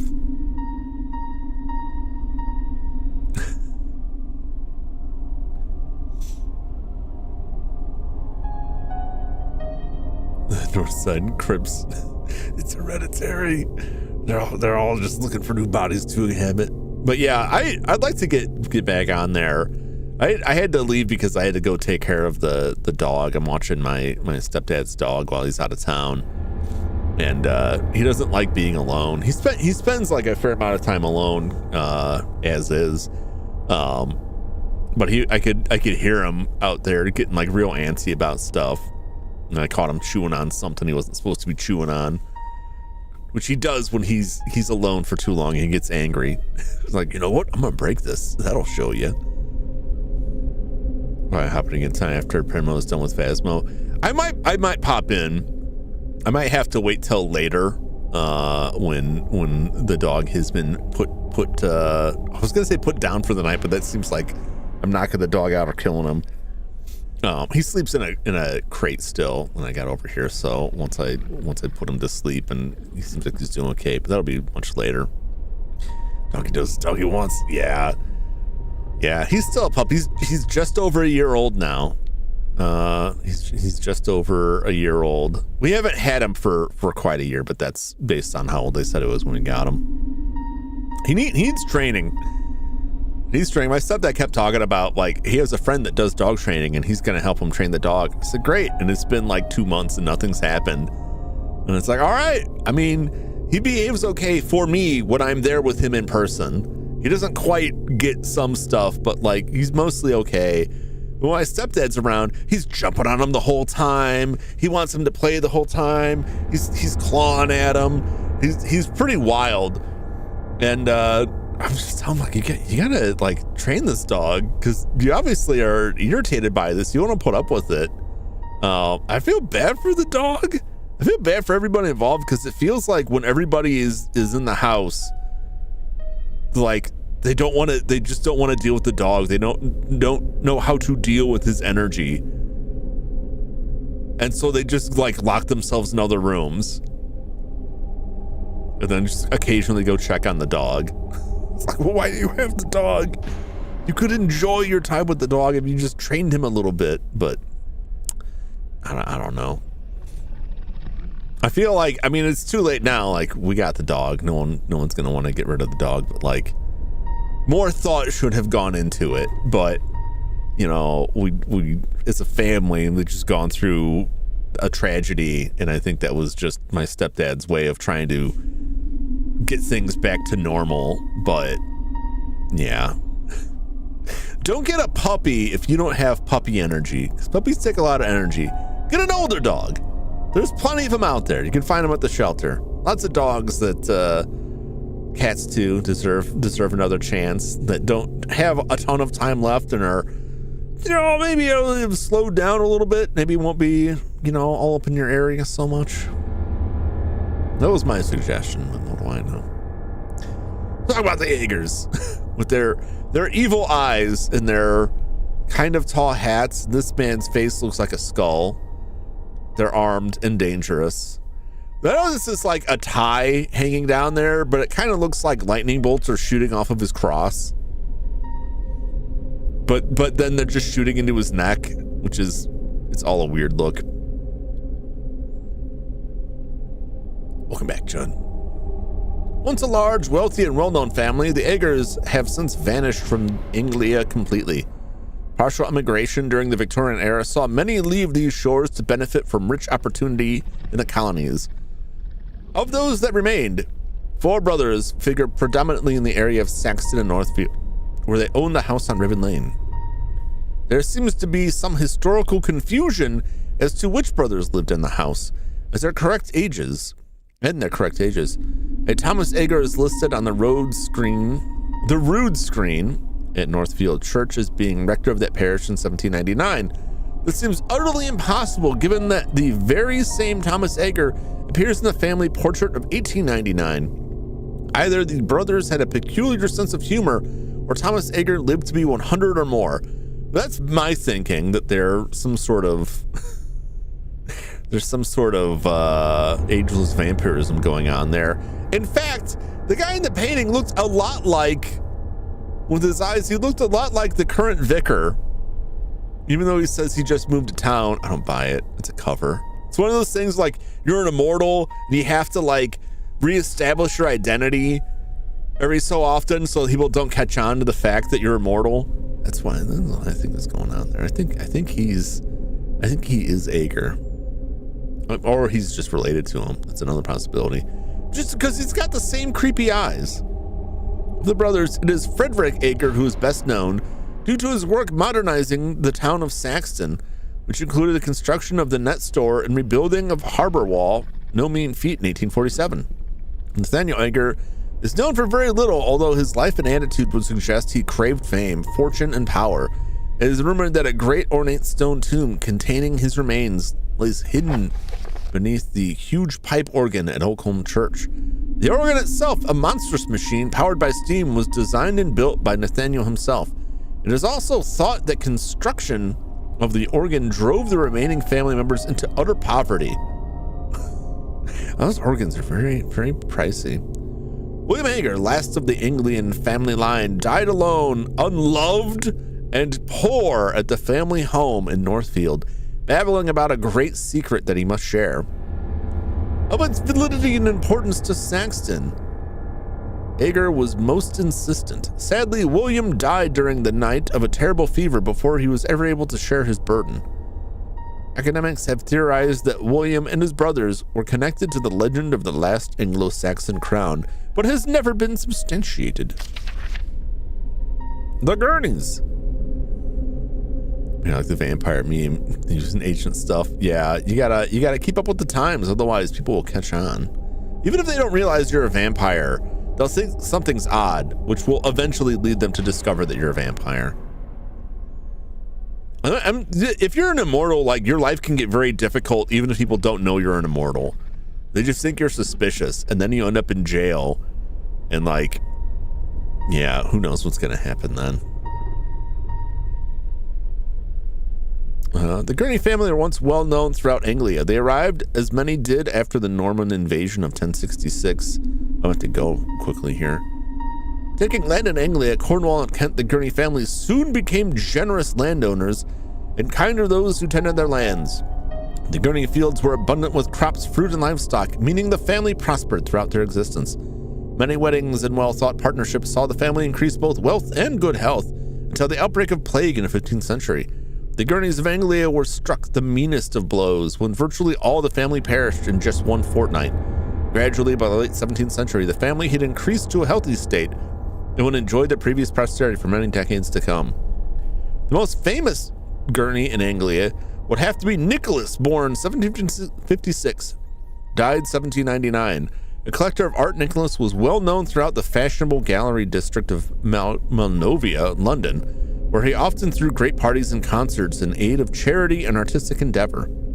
Fancying himself as an adventurer, Gurney was an impassioned student of antiquities, both at home and abroad. So that's Nicholas Gurney, is whose hands are missing on that statue. That's old Nick. Drum here? He was here. He may still be here.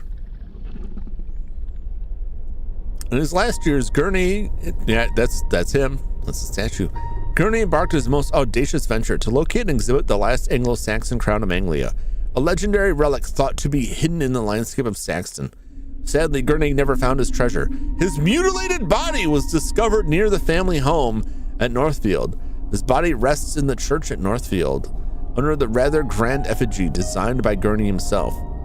Of his great art collection, several pieces remain mysterious in origin, but take pride of place upon the walls of the great art galleries. Maybe it's not about his statue's hands. Maybe the statue was made to represent that his hands were chopped off.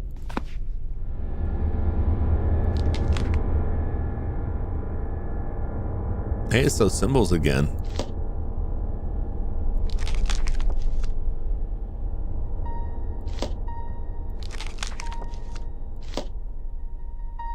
There are many books here.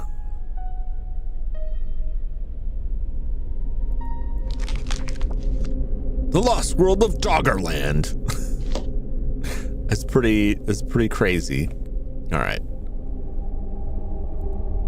Let me save my future. Man, it's getting good too. Like we're starting to put pieces together here. Sort of. Noise is very bizarre. We'll have to come back to this. Next week, we will continue this. I should have some new games next week as well, depending on whether or not I can get this. Well, I'll have something new either way, but if I can get a mouse working with my PlayStation 2, I'm moving on to something interesting. Or maybe not next week. We may just continue this next week, because I just remembered again. This month has been kind of a mess. I've had a lot of appointments creep up on me, stuff that has moved my schedule around. And I thought I was going to be good next week. And then yesterday I found out that next week I also have an appointment on Wednesday. So next week is just going to be Monday and Friday again. My Sundays have been like a complete mess too. So I haven't been able to get back to the Sunday grind. But we will come back to the Sunday grind with some new stuff. That may have to wait until September, unfortunately. We'll see. But I will be back on Monday. What am I saying? I'll be back in about half an hour. We're going to play some Phasmophobia. Stream that for a little bit. Won't be a real long session. We'll play some Phasmo. Check out the newly reworked Willow Street house. It looks pretty neat. We'll play some of that. And then after that, I'll be back Monday for more Lost Crown and whatever else we got going on. Thanks for watching, as always. Thanks for hanging out and chatting with me. Hope you enjoyed. And I hope you'll stop back again for the next one in about half an hour from now. Till that time. So long, everybody. Bye-bye.